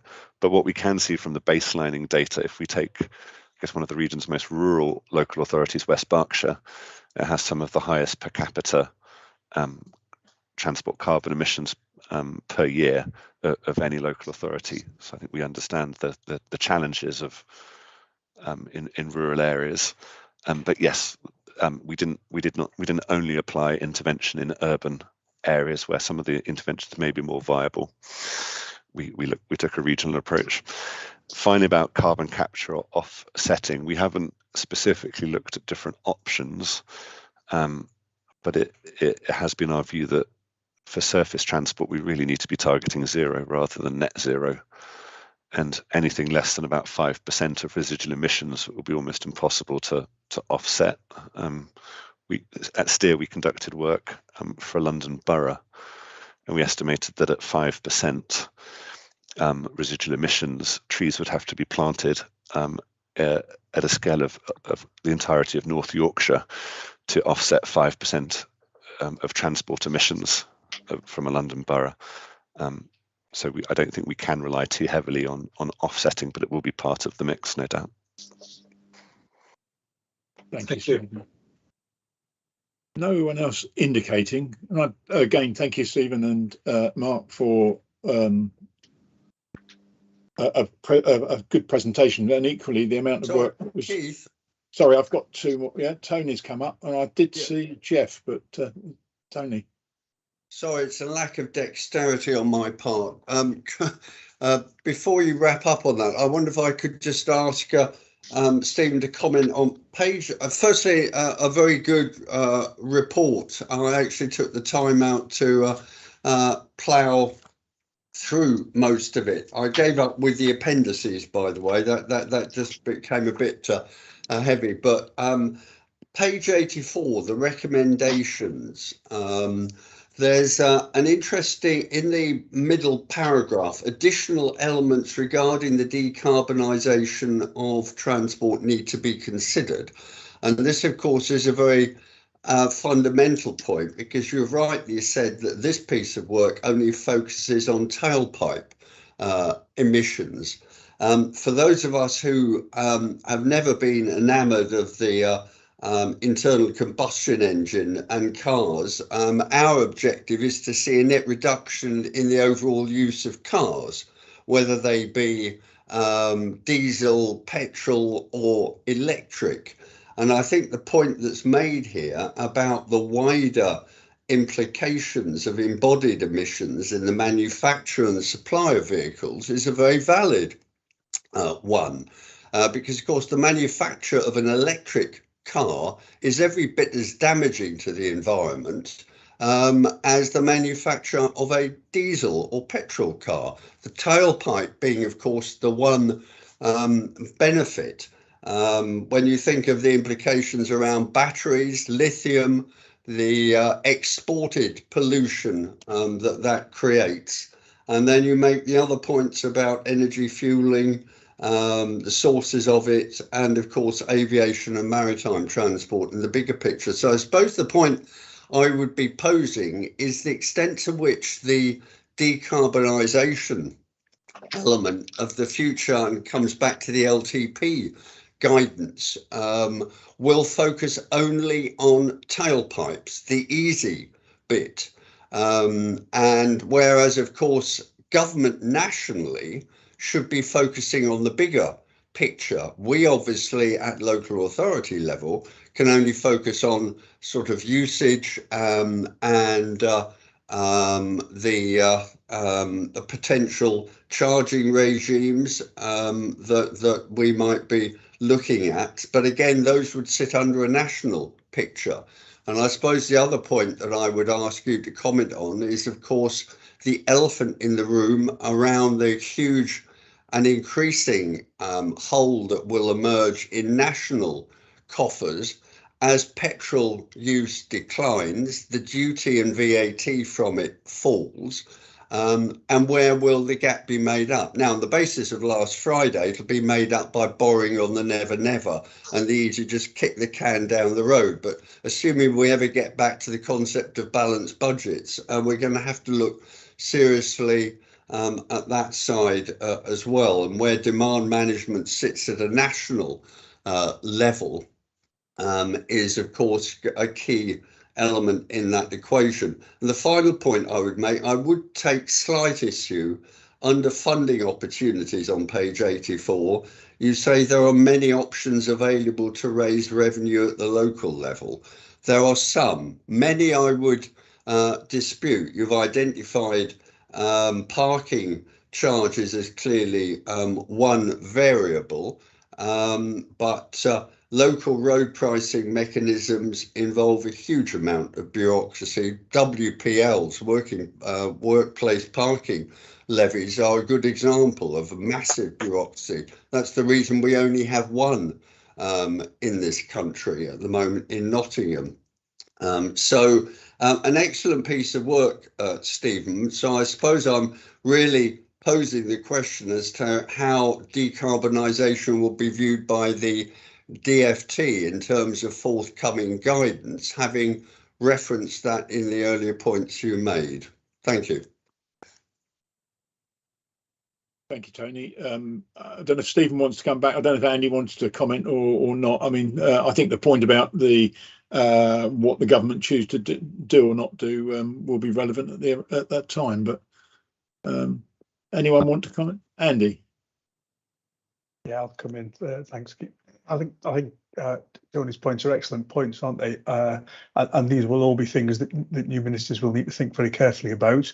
I mean, I won't second guess how they might attack those things or where they might find funding to do that or not. But I think they're all good points. I think the paper's an excellent paper that draws out the really big issues that we all face, I think. And I think there's, there are courses of action that we can take locally and regionally, and there are courses of action that, government needs to lead on if we're absolutely serious about this. So I think they're all good points. Thank you. Stephen, is there anything you wanted to add to? Thank you. Yeah, thank you. Our understanding is, and Andy can correct me if I'm wrong, but the draft guidance has had some informal consultation on it and some presentations to local authorities and STBs. Suggested that embedded carbon will be a consideration, or local authorities will be encouraged to try and quantify the embedded carbon impacts of infrastructure as part of their local transport plans. There are estimates, albeit a sort of rule of thumb, that the emissions associated with infrastructure account for about 70 to 80% of all emissions, with what travels on the infrastructure or uses the infrastructure being only 20 to 30%. So significant consideration must be given to capital or embedded or embodied carbon.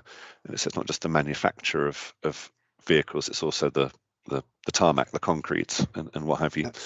Absolutely. On the use of national demand management as a revenue raising alternative, I mean, I won't be drawn on the politics of it, but certainly a national system provides an opportunity, as do local systems, to help fund the investment in transport that we've identified through programs such as the SIP, or you might do it through your local transport plans. And we appreciate the contentiousness and challenges of implementing demand management, but also that I think our evidence shows that it is necessary if we're going to achieve net zero carbon, and it does have potential to fund our ambitious programs of intervention. Thank you for that.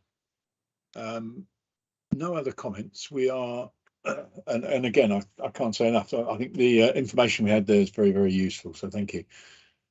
We are asked to approve the transport decarbonisation pathway. Oh, there we go. They're up on your screens now. Note the progress with the development of the decarbonisation assessment tool that's being produced jointly with a number of other STBs. Are we all happy to do that? No dissent. Thank you all very much. I'll come to Mark again, please, with the technical programme update, agenda item 10. Thank you. Yes, thank you, Chair. As sort of set out on the slide there, what this report does is just provide a progress update on 4 areas of work that we have ongoing around the Bus Back Better, the development of electric vehicle infrastructure charging strategy, the work we're continuing on the implementation of the future mobility strategy, and also the implementation of the freight logistics and gateway strategy. So just briefly on each of those, on the Bus Back Better work, this is about a piece of work we bid into money to the DFT. Monies were made available to STBs for 4 work areas, of which this was one. Very much this work is about identifying what additional support local transport authorities need to implement their BSIPs, both where these have been funded and where they haven't. So we've got MOTS, a combination of MOTS and Arup on board to undertake a 2-stage project, which is stage 1, which is on at the moment, is about having a dialogue with local transport authorities and bus operators in the both the TFSE area, the England's Economic Heartland and Transport East, because this is a joint piece of work that we're pursuing across the 3 STBs, to ask them what additional support they feel they need, and then having undertaken some questionnaire surveys and various meetings to formulate a packages of support that can be then delivered as part of stage 2, with this work due to be wrapped up by the end of March 2023. So work is ongoing with the stage 1 work, and we'll obviously keep members updated through reports to future meetings. On the electric vehicle infrastructure strategy work, this is about developing a strategy for the region, very much building on the work that's already taking place within each of the constituent authorities. We understand that as part of the forthcoming LTP guidance, it's likely to be a requirement on local transport authorities to develop local EV infrastructure charging strategies. So very much we're looking to see what help the STBs can provide in moving that work forward. So again, this work is being funded from money that we bid into the DFT for as part of the 4 work streams work. We've led a commission to following a competitive tender exercise to Arcadis, and very much the work started in July this year. So what it essentially does is look at the existing level of provision of EV infrastructure across the TFSE region, looks to undertake some forecasting work to see how that situation is likely to evolve, and very much working through forums and working groups to identify with key stakeholders, including the local transport authorities, fleet operators, charge point operators, distribution network operators, what the potential barriers to the rollout of EV infrastructure is, and how we can, or are, sorry, and how we as an STB can help move this issue forward, such that we meet the government's, the requirement to ensure the more rapid rollout of EV infrastructure across the region on a consistent basis, to help encourage the shift to zero emissions vehicles.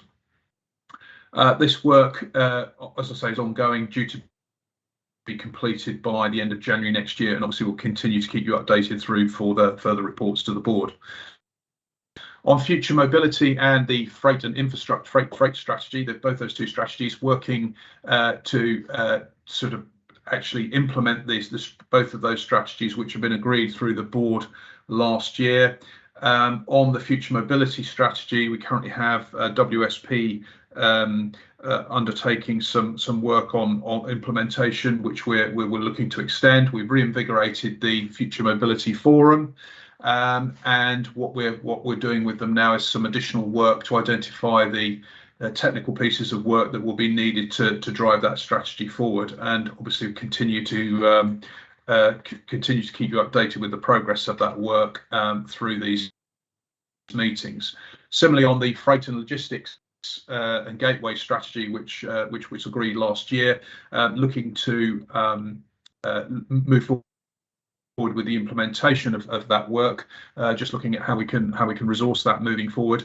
But an early piece of work that we've identified that we are going to take forward is an investigation of the particular lorry parking and driver welfare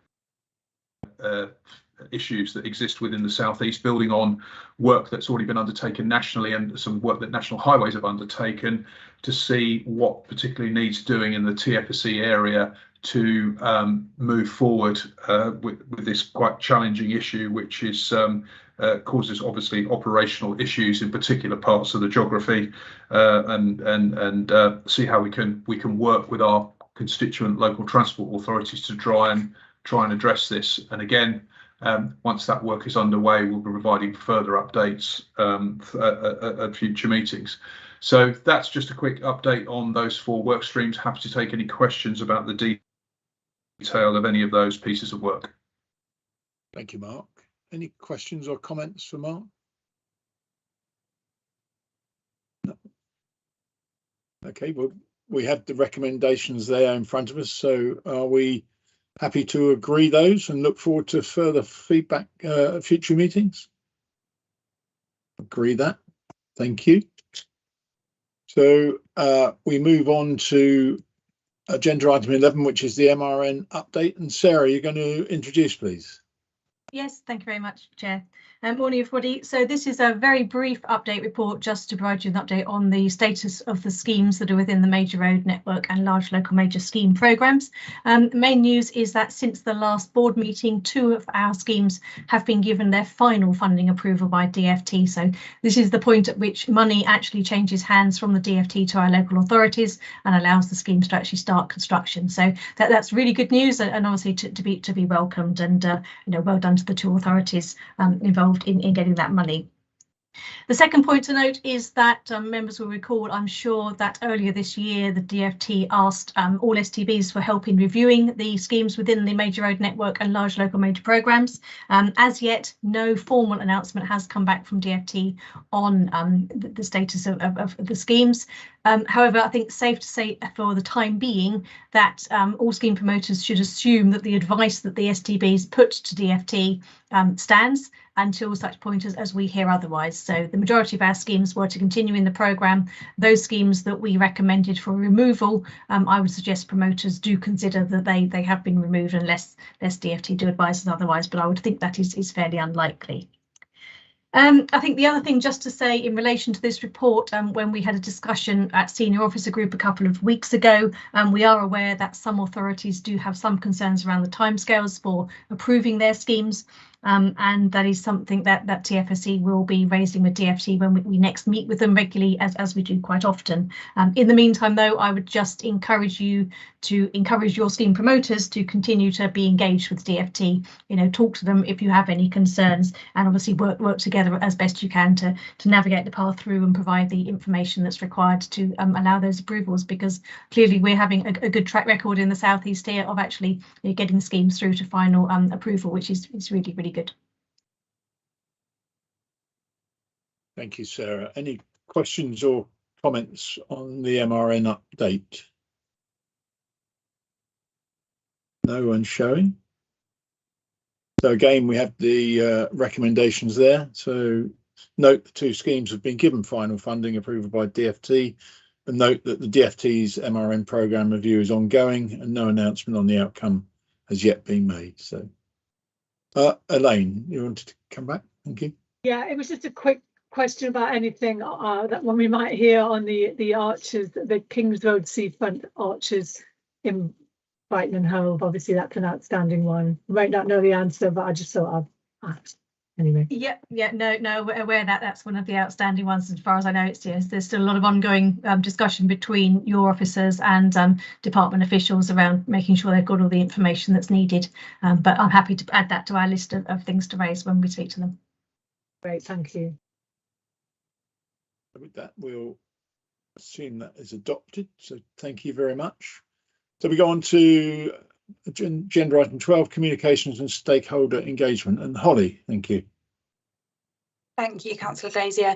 Can everybody hear me okay? Because I know I had problems with my microphone earlier. Brilliant, thank you. So the purpose of this report is to update the board on communications and stakeholder engagement activity since the last meeting. As you can imagine, a lot of that has been focused around promotion of the strategic investment plan consultation. So I'm just going to stop sharing this slide and share with you a short presentation that just takes you through everything that we have done to promote the SIP consultation. Bear with me 1 second while I just find the correct screen to share.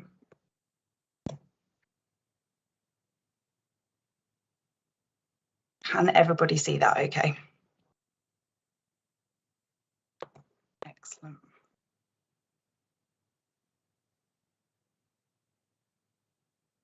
There you go. So when the consultation went live on the 20th of June, once we were obviously confident that the consultation was up and running and everyone was able to access it properly, we then launched the communications campaign across all of our channels, both on and offline.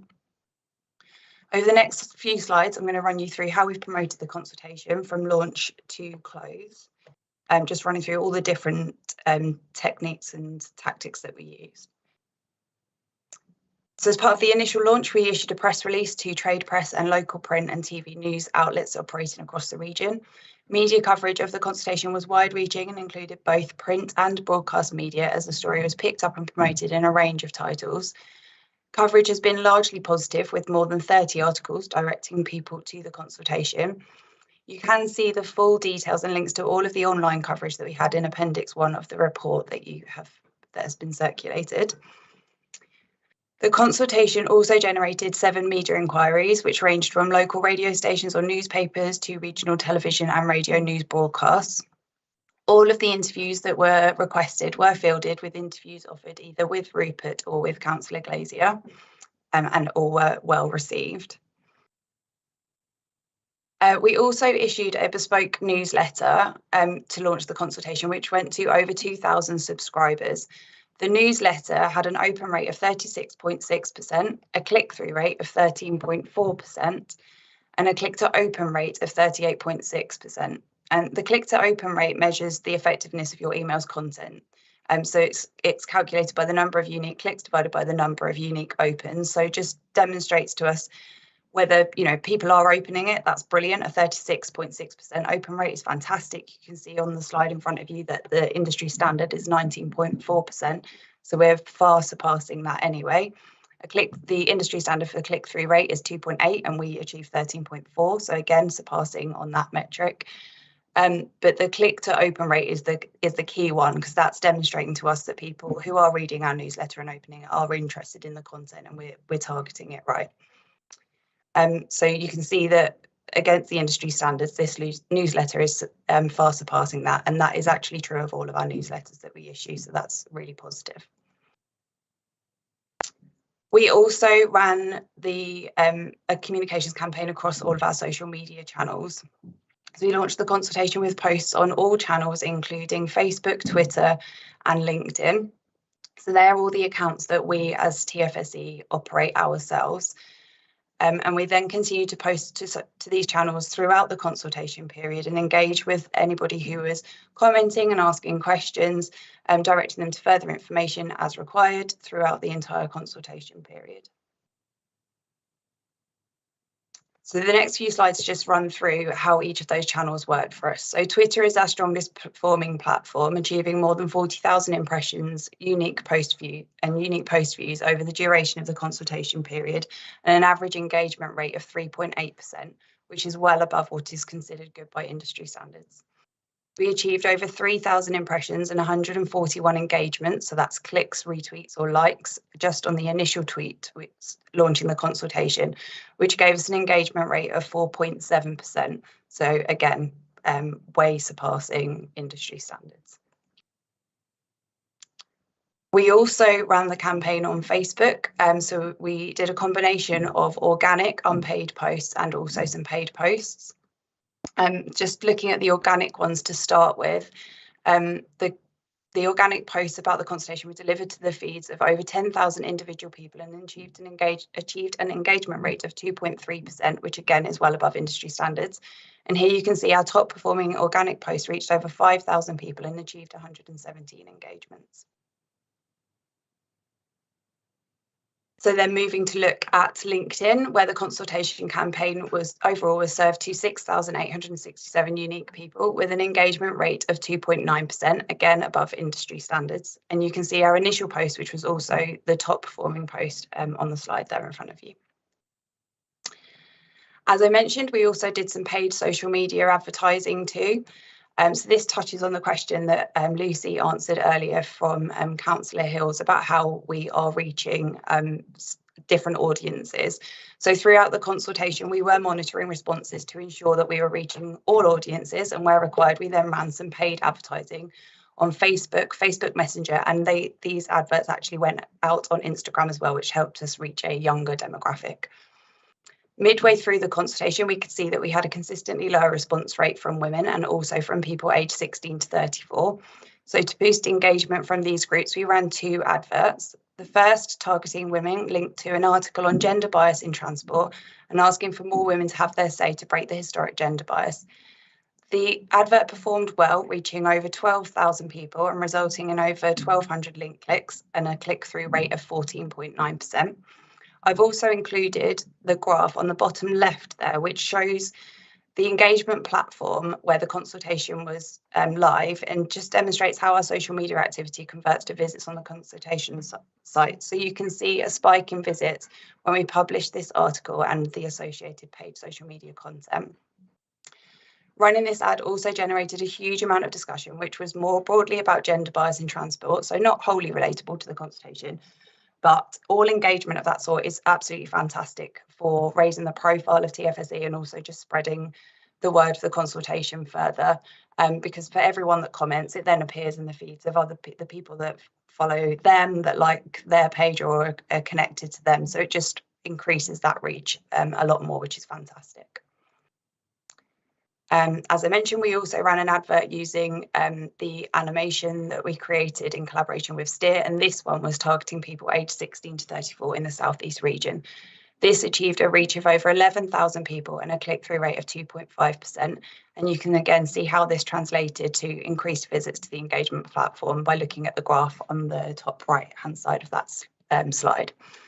So while we can see that the adverts that we were running did increase, we were able to reach those audiences. Obviously, that doesn't always then translate into consultation responses. But we are, as Lucy has said earlier, that we have it on good authority from the consultation consultants that we're working with, that we have done very well to engage with some of the harder to reach groups when compared with other similar consultations.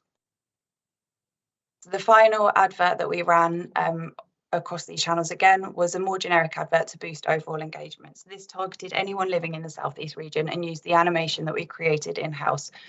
Unfortunately, as Facebook does like to do, it did reject the ads temporarily. So you can see on the graph on the bottom left where it began delivery, and then it drops out and starts again around the 23rd of August once it cleared Facebook's approvals process. This is a very standard thing that Facebook does. They check all of their adverts, and unfortunately, more often than not, they do reject them, and you just have to go through a painstaking process of asking them to review why they've rejected those adverts. So we got there in the end, and this advert was delivered to over 19,000 feeds and achieved 615 link clicks and an engagement rate of 3.8%.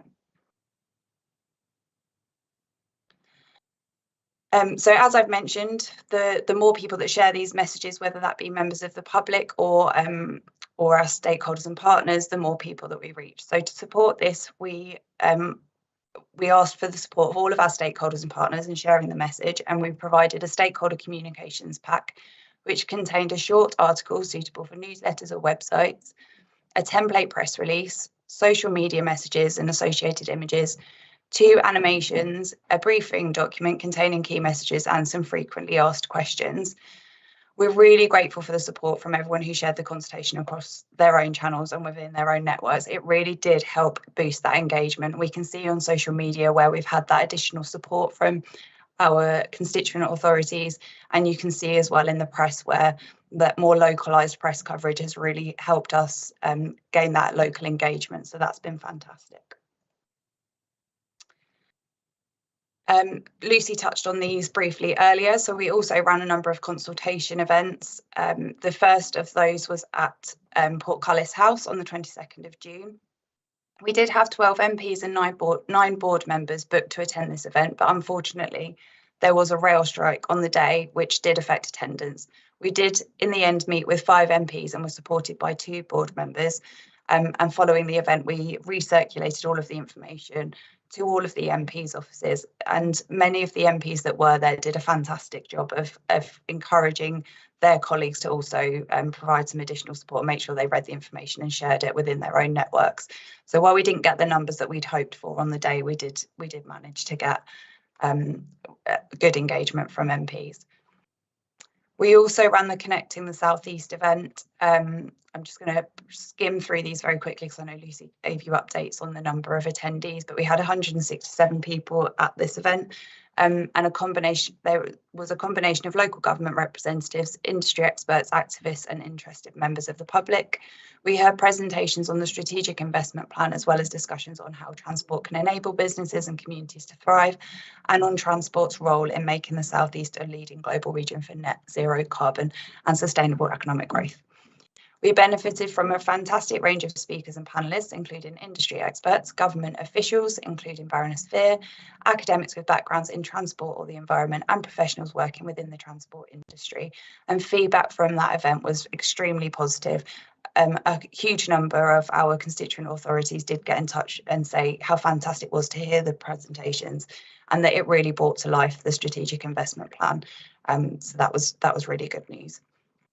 We also then ran 2 virtual sessions on the 11th and 12th of July, one in the day and one in the evening. We had 77 attendees at the first event on the 11th of July and 48 on the 12th of July. The presentations were really well received and generated a huge amount of discussion. So that again was fantastic that we were able to offer that opportunity to those who weren't able to attend a physical event. The presentations that were delivered at the Connecting the South East event in Guildford were also recorded. So we also published those on our YouTube channel as a playlist, and we're promoting the availability of those throughout the consultation. Those videos have had over 100 views, and you can just see on the screen there where they're listed on our YouTube channel as a playlist. So that again just allowed other people to engage with those presentations and understand what the SIP is all about.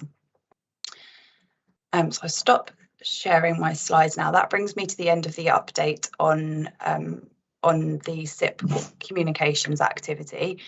Just in addition to that, we've obviously been continuing all of our stakeholder and communications work around our additional work streams. So you've already had updates on a number of these from other officers today, but we are working to set up steering groups, forums, for our work around Bus Back Better, electric vehicle charging infrastructure, and freight and logistics to continue that work and make sure that that's progressing and people are being kept up to date.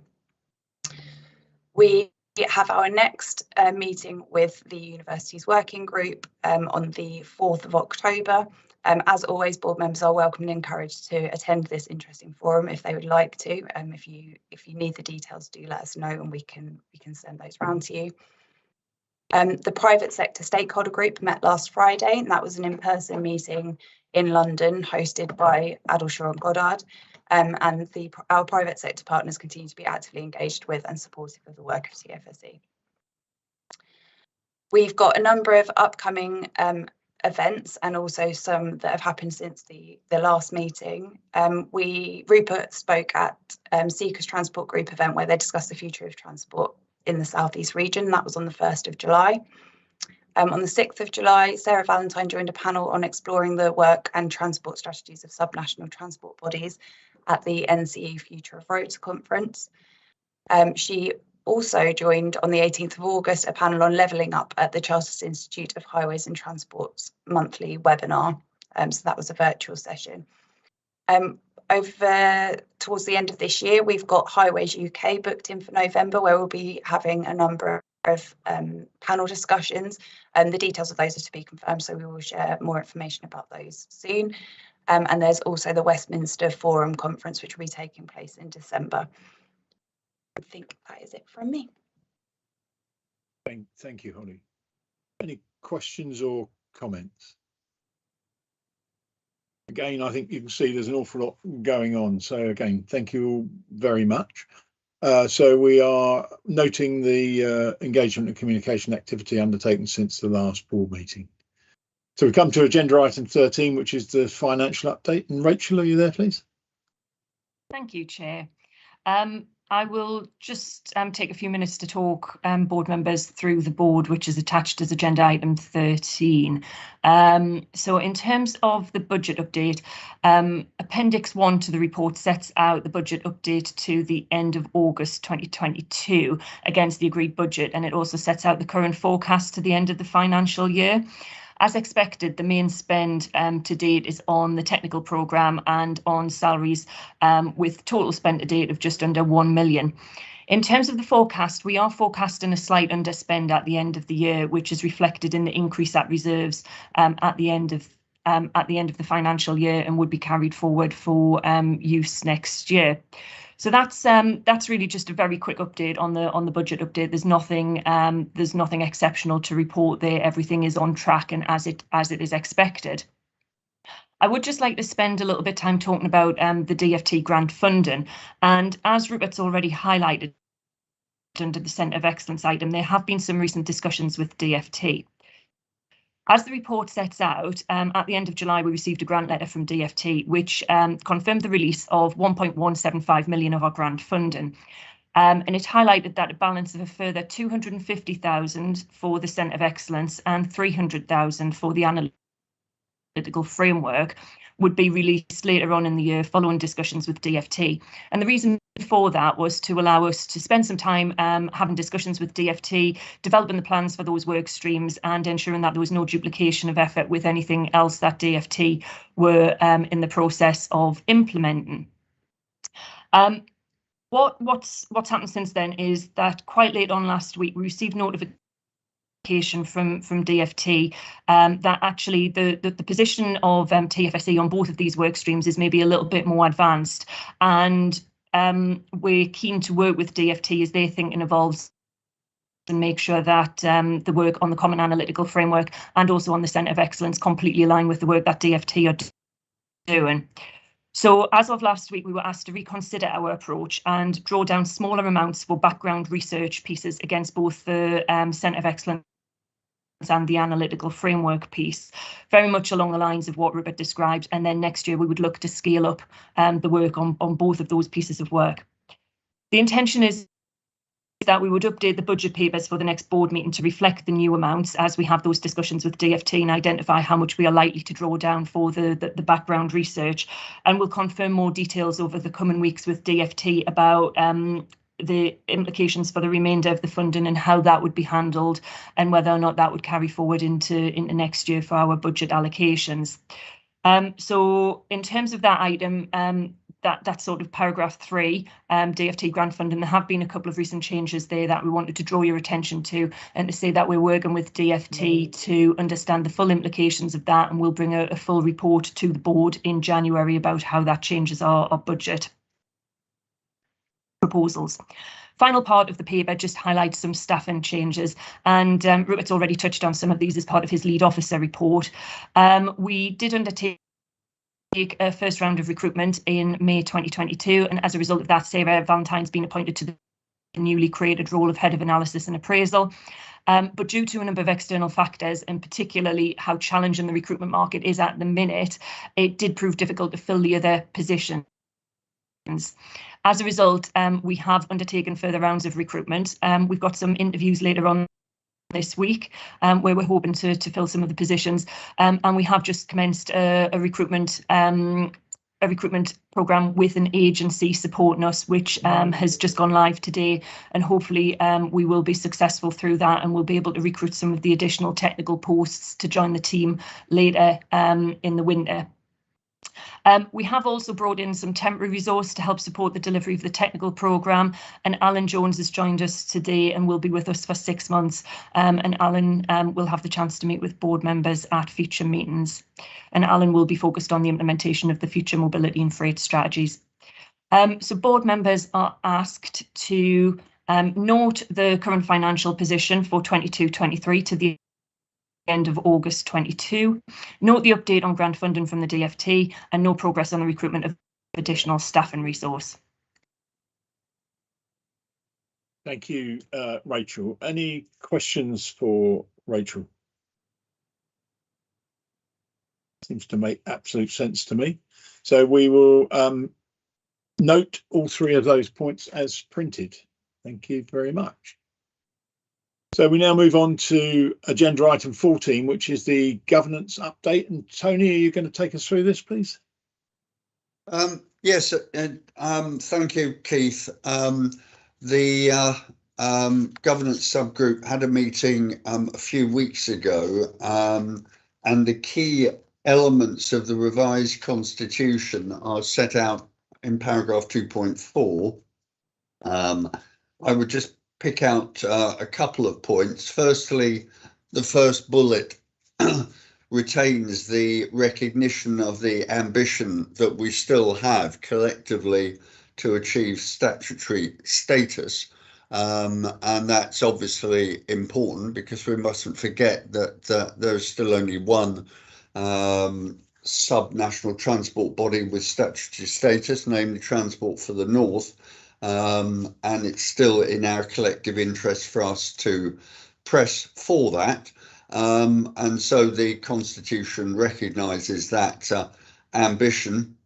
It also, the 4th bullet point, recognises that even if the government opened the door formally to a bid for formal statutory status, it would still require the formal consent of our constituent authorities, and we would go out obviously to consult. We wouldn't just rush ahead on the assumption, which I think would be broadly correct, that there is that level of support. But I think it's only good practice for boards such as ours to ensure that all member authorities are properly aware and supportive of that. But there's no indication at the moment that opportunity is in the immediate future, although with the changes and the somewhat fluid situation nationally, anything could happen, and Anne-Marie Trevelyan and her new colleagues at the department may see the value in allowing that process to go forward. And the final point is around the Audit and Governance Committee, and the revised constitution makes it clear that this will be established following publication of the SIP. It's very much a light touch approach at the moment, as we are not a statutory body, but it's important to put the Audit and Governance Committee formally in the constitution, so that when we achieve statutory status, that is an important element. So I think, Chair, that's all I need to say by way of introduction. The new amended draft, or the revised constitution, is set out in 35 pages. I've looked through it, and whilst it's not a cure completely for insomnia, it can be challenging in parts. But I hope that we've done a reasonably thorough job in updating it, and I would commend it to colleagues. Thank you. Thank you, Tony, and thank you, your colleagues that have gone through this. And I think the points you raise are right and proper. Whilst it may or may not be our number one priority, we need to be prepared to go for statutory status if the opportunity arises. So I'm quite happy with that. And as far as audit goes, it's absolutely right that as we move forward, we get that in place. So thank you and your team for doing all of that. Ian, followed by Elaine. Thank you, Keith, and thank you, Tony, for all the hard work you've done on here. But I need to raise a query, I think, on this, because you'll appreciate that I'm here as a representative of protected landscapes in the southeast, as a co-opted member, but also with voting rights, and that doesn't appear to be there doesn't appear to be any reference to that role within the proposed governance document. There's reference to co-opted members not having voting rights, that sort of simply make the point that I very much appreciate the role that I'm able to play on this group, and my predecessor as well, of course, and successors, no doubt. And I hope we're able to bring something useful to the group as well in terms of the perspective we bring. But I think there needs to be some kind of reference to the protected landscapes representative role within the Constitution. I just welcome your views on that. Thank you. Anyone want to pick that up? I don't have the ability to do that. Rupert. I'm just thinking through Ian's points. So when Transport for the South East was established, it followed the intent of the Cities and Local Government Devolution Act, which set out relevant authorities. And the relevant authorities are defined in the Act as local transport authorities. And then there was discussion at the board about whether or not they wished to co-opt members. So I suppose what I'm trying to say is the ultimate decision making sits with the relevant authorities, but the relevant authorities decided that in order to enhance the decision making process, they wish to co-opt local enterprise partnerships, protected landscapes, and boroughs and districts and the like, and determined that it was appropriate that they were given a vote. So the decision about who votes sits with the relevant authorities. And I think, whilst I take your point that protected landscapes form an important part of the work that we do, and that's indeed why the relevant authorities decided to co-opt a representative from the protected authorities. I think the fact that there isn't a specific mention of co-opted authorities' votes as such isn't a sort of sticking point in relation to constitution, because the decision making sits with the relevant authorities agreed to co-opt and to pass votes on, and there's no indication that the relevant authorities wish to change that position. I suppose the fact that there is no specific explicit mention of that leaves my role, or my successor's role, very much beholden to other members, the LTA representatives. But I'm concerned, should the body achieve statutory status, I suppose I'd like the role of the protected landscapes representative to be sort of made clearer. Rachel, did you want to answer, or do you want me to go to Tony? Thank you, Chair. I was just going to flag that paragraph 9.2 of the amended constitution does highlight that the board would be able to allocate votes. So we did cover that in the amended constitution to say that votes could be allocated to co-opted members with the agreement of the board, which is the process that we follow at the minute. So it does mention it there, not named organisations though. Tony, do you want to come back, and then I'll come back to you, Ian? Thanks. Sorry, I think Ian raises a valid point. I mean, I was also going to refer to paragraph 9.2. Is there anything to prevent us having an appendix referenced in the main constitution that lists the co-opted members and the organisations they represent, and which obviously would be kept under review?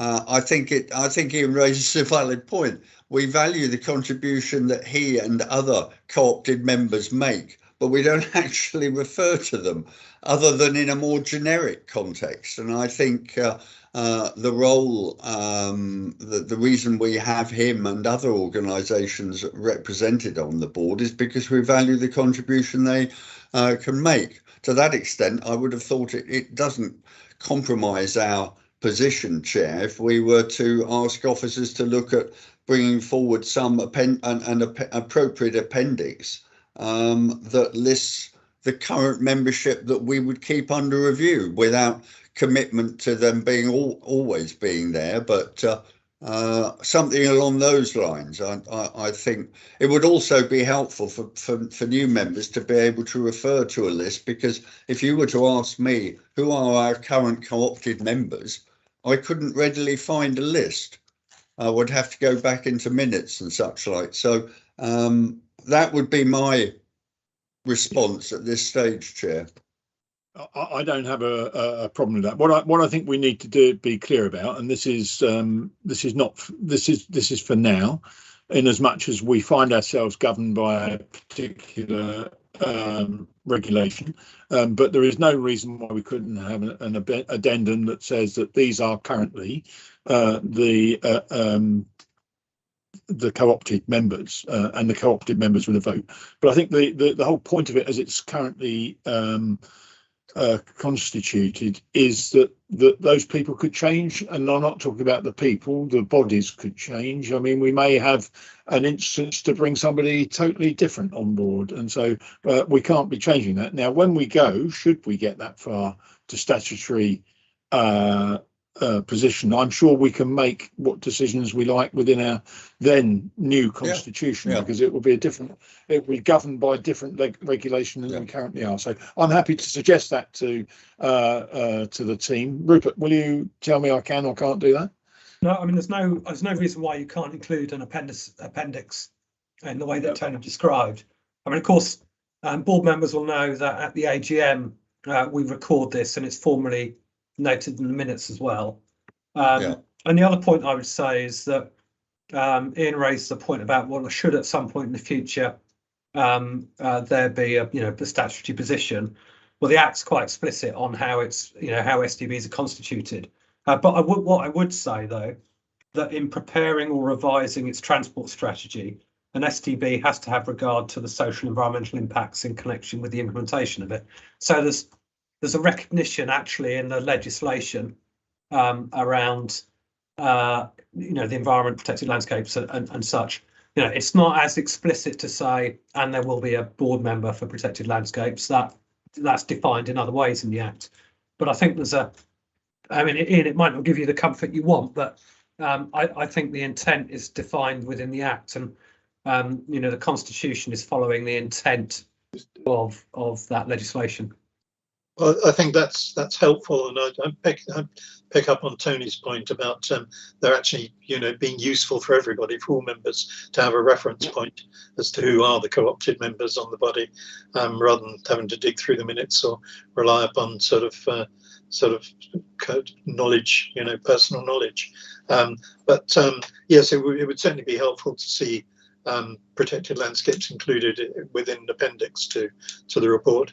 And yes, I take some comfort from your comments, Rupert, on the social environmental requirements, duties of the board, and hope I can continue to add greenwash to your deliberations. Thank you very much for that. So I think we've got that one covered. Over to you, Elaine. Thank you. Sorry about the delay. No worries, thank you. Yeah, and thanks to Tony. It's really important, I think, that to move towards statutory status. Mine's just, and also I think this list of co-optees obviously is helpful for everybody. So I do think obviously knowing who's on where they're from will help everybody, rather than looking through minutes and what have you. But anyway, my point was just thought of about our representative on the panel is down as Amy Healy at the minute, and I think I'll be taking that on going forward. That was noted this morning when we started in the minutes, so I'm sure that will be carried on. So thank you for that. Thank you. Okay, so we have the recommendations to note the discussions at the recent meeting of the governance subgroup. Well, there you go. They're all there.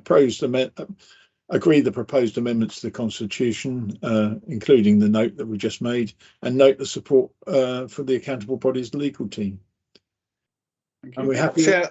Are we then agreeing that we'll have probably an Annex C then that will be referenced, which will set out the current co-opted members and an appropriate bit of narrative that will be kept under review at each AGM or something like that?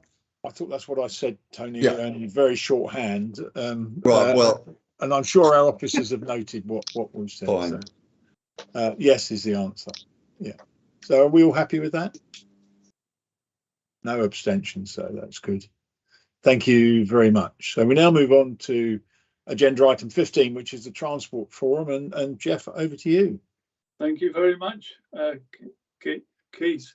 The Transport Forum continues picking up the issues that members of the forum think are important and are interesting.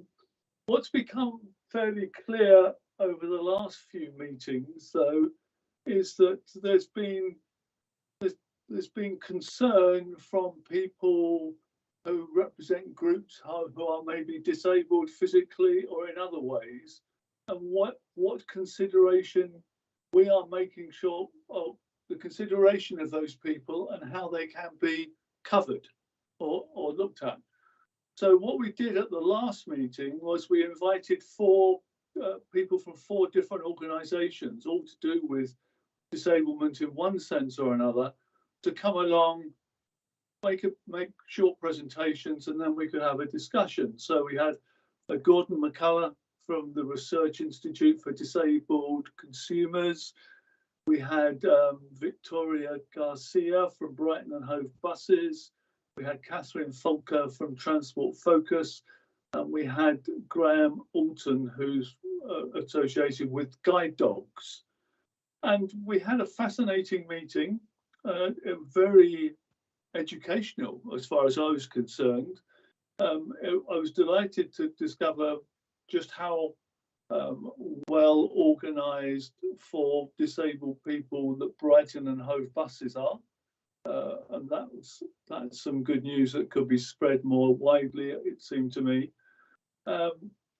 But so we've started to answer the questions that were being set by the Transport Forum, and that's fine.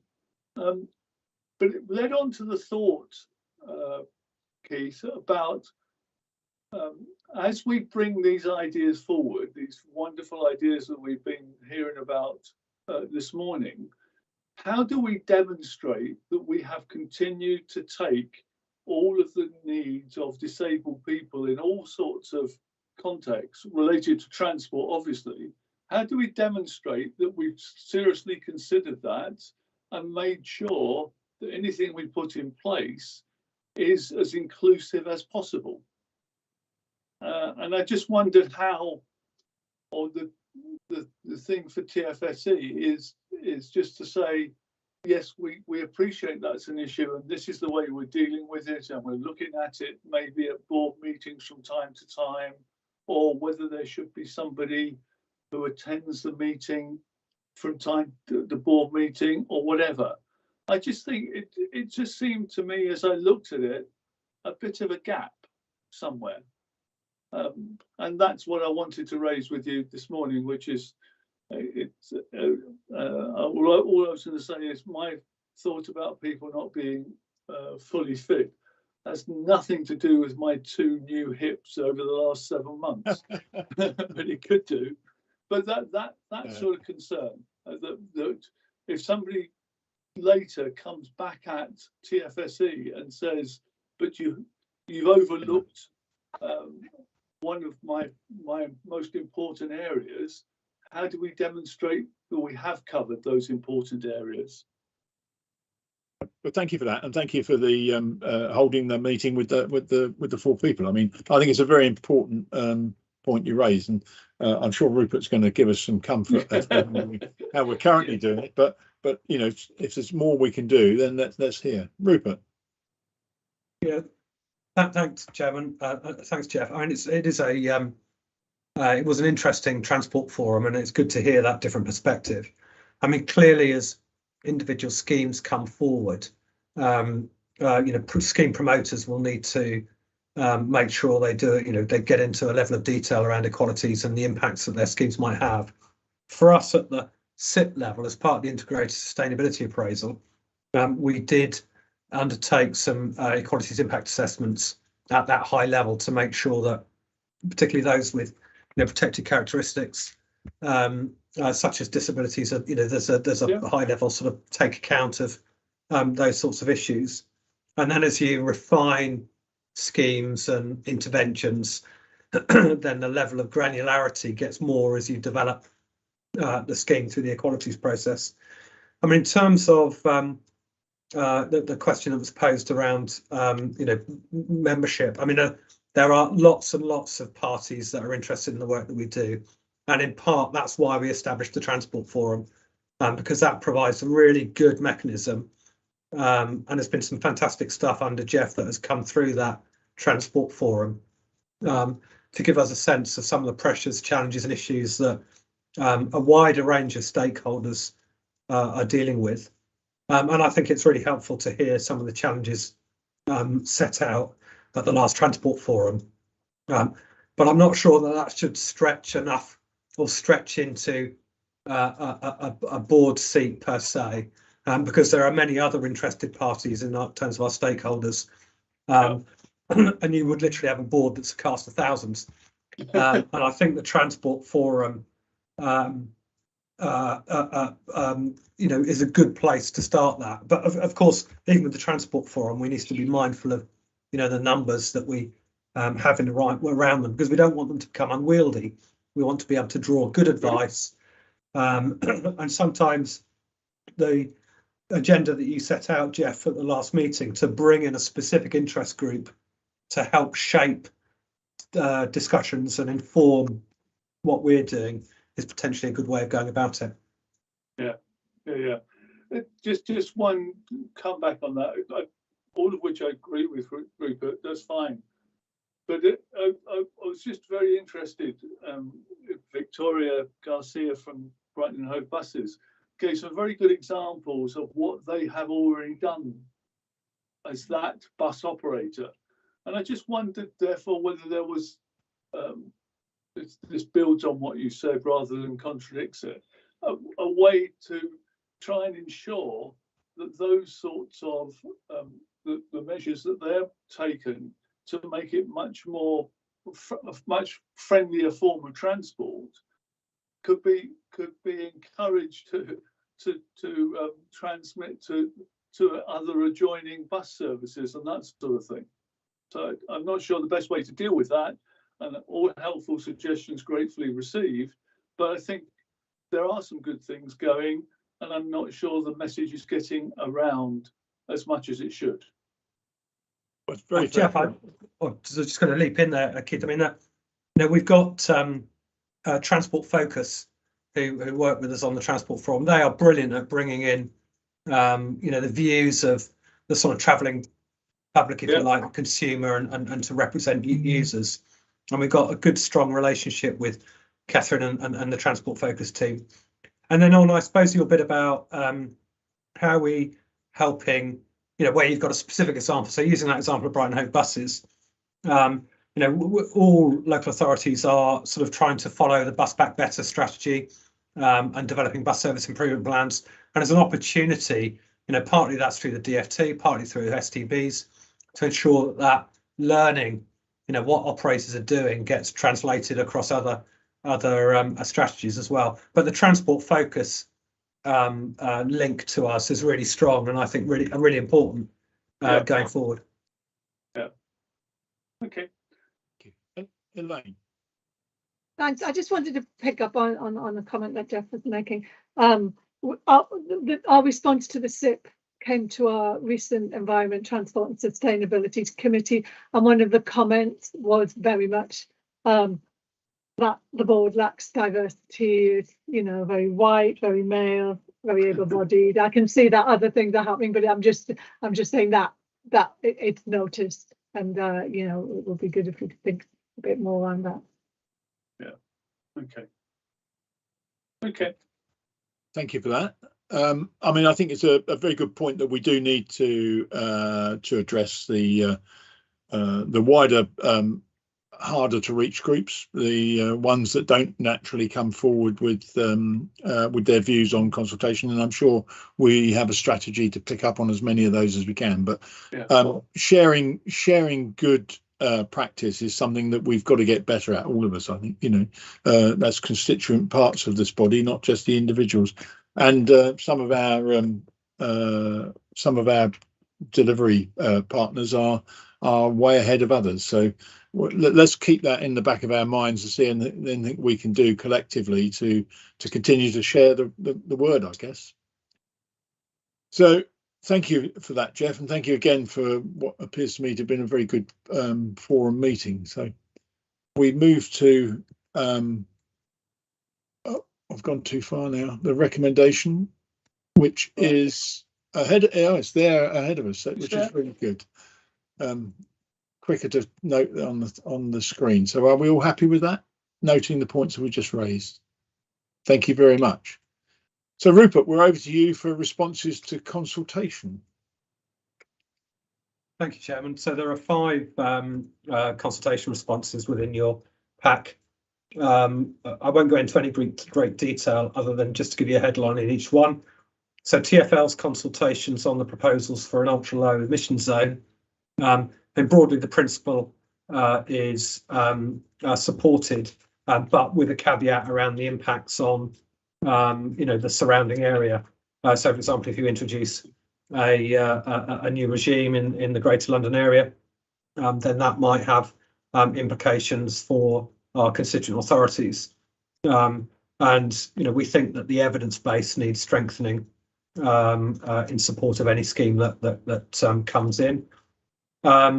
The consultation on the rail on the William Shapps plan. Broadly, what STBs are saying around this is, look, providing any legislation follows the requirements of the Transport Act, then the role of STBs and local transport authorities are picked up by virtue of that act. So that's relatively straightforward. And then Gatwick, we're neither supportive nor opposed, but what we are saying is there are a lot of issues that still need to be bottomed out before a DCO, before a development control order lands.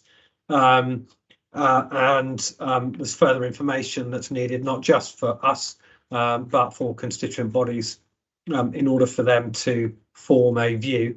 But it does highlight the aspects that require those further information.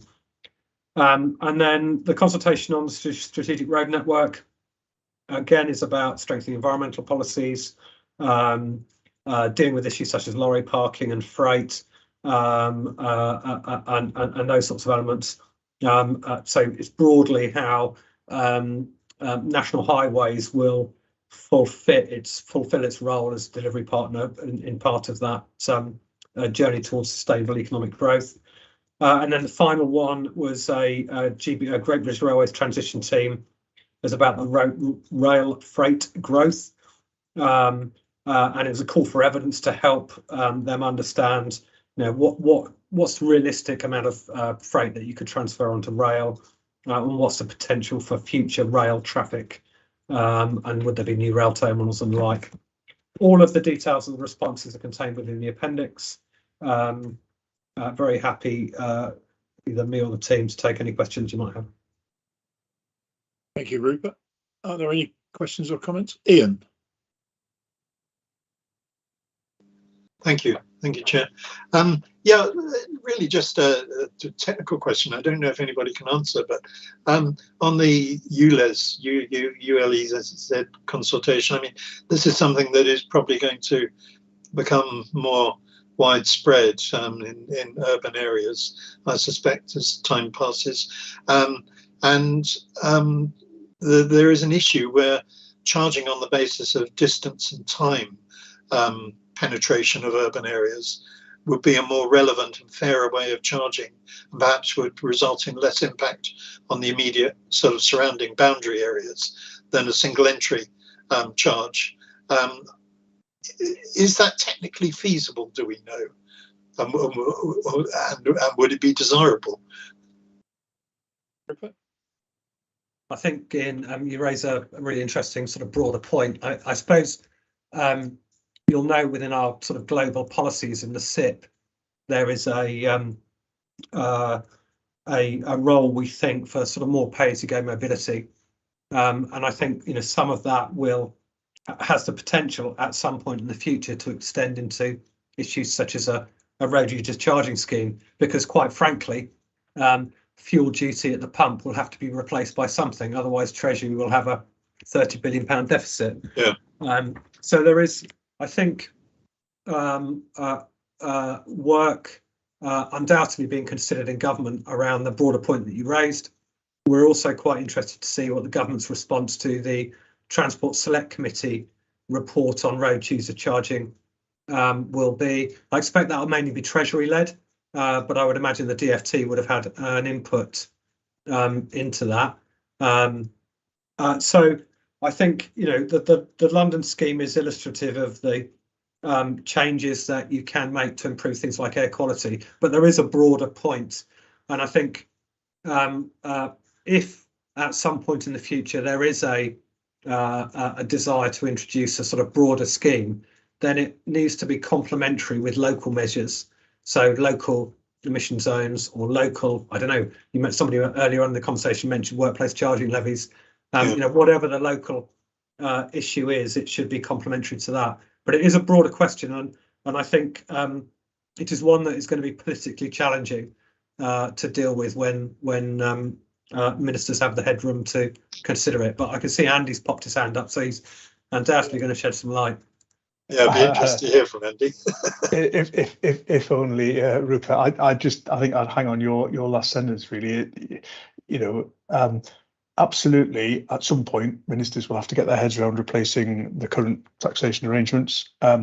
You're quite right; it is a Treasury lead in terms of that response to the Select Committee, and quite when and how ministers will grapple this with the current cost of living pressures and their current direction on personal taxation is an interesting question for us all to kind of ponder on. But yeah, I think the one thing that we can say is that certainly the department will be making sure that any successor national scheme that may ever see the light of day needs to be able to work in concert with whatever local tools exist at that time.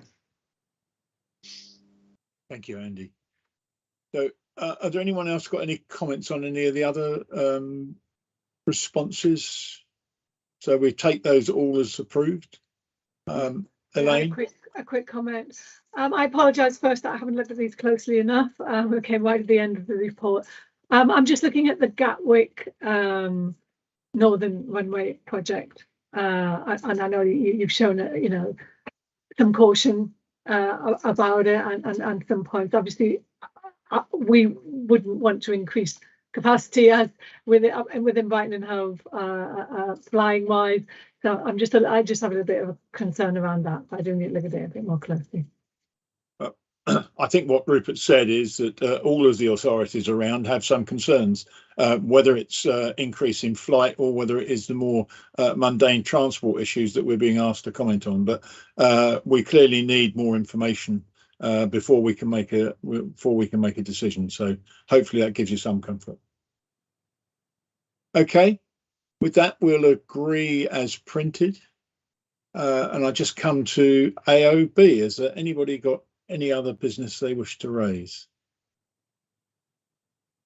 Oh, Elaine's, that's your last hand, is it? Or you've got something else, Elaine? No, I haven't. I'll take that down. Sorry about that. Not a problem. So if there's no any other business, can I thank you for this morning's meeting? I mean, we've covered an awful lot of ground again. And thank the contributors and of course the TFSC staff and our partners who make the effort to turn up at these meetings. So we then have our board meeting planned for Monday the 14th of November, later in the day, 1 o'clock till 4 o'clock. So I guess that will be virtual again. I think that's what we'd agreed, but we can confirm that later on. In the meantime, keep up the good work. There's an awful lot going on, and I'm sure that the amount of emails that come out will increase when the new team in DFT get their head round some of the policy bits. We hopefully will be inundated with consultation. And Andy, thank you very much for coming along this morning. With that, I will, if nobody else, anything else, I'll close the meeting and we can all move on to the next one. Thank you very much indeed. Thank you very much. Thank you. Bye-bye. Bye-bye. Bye. Bye-bye.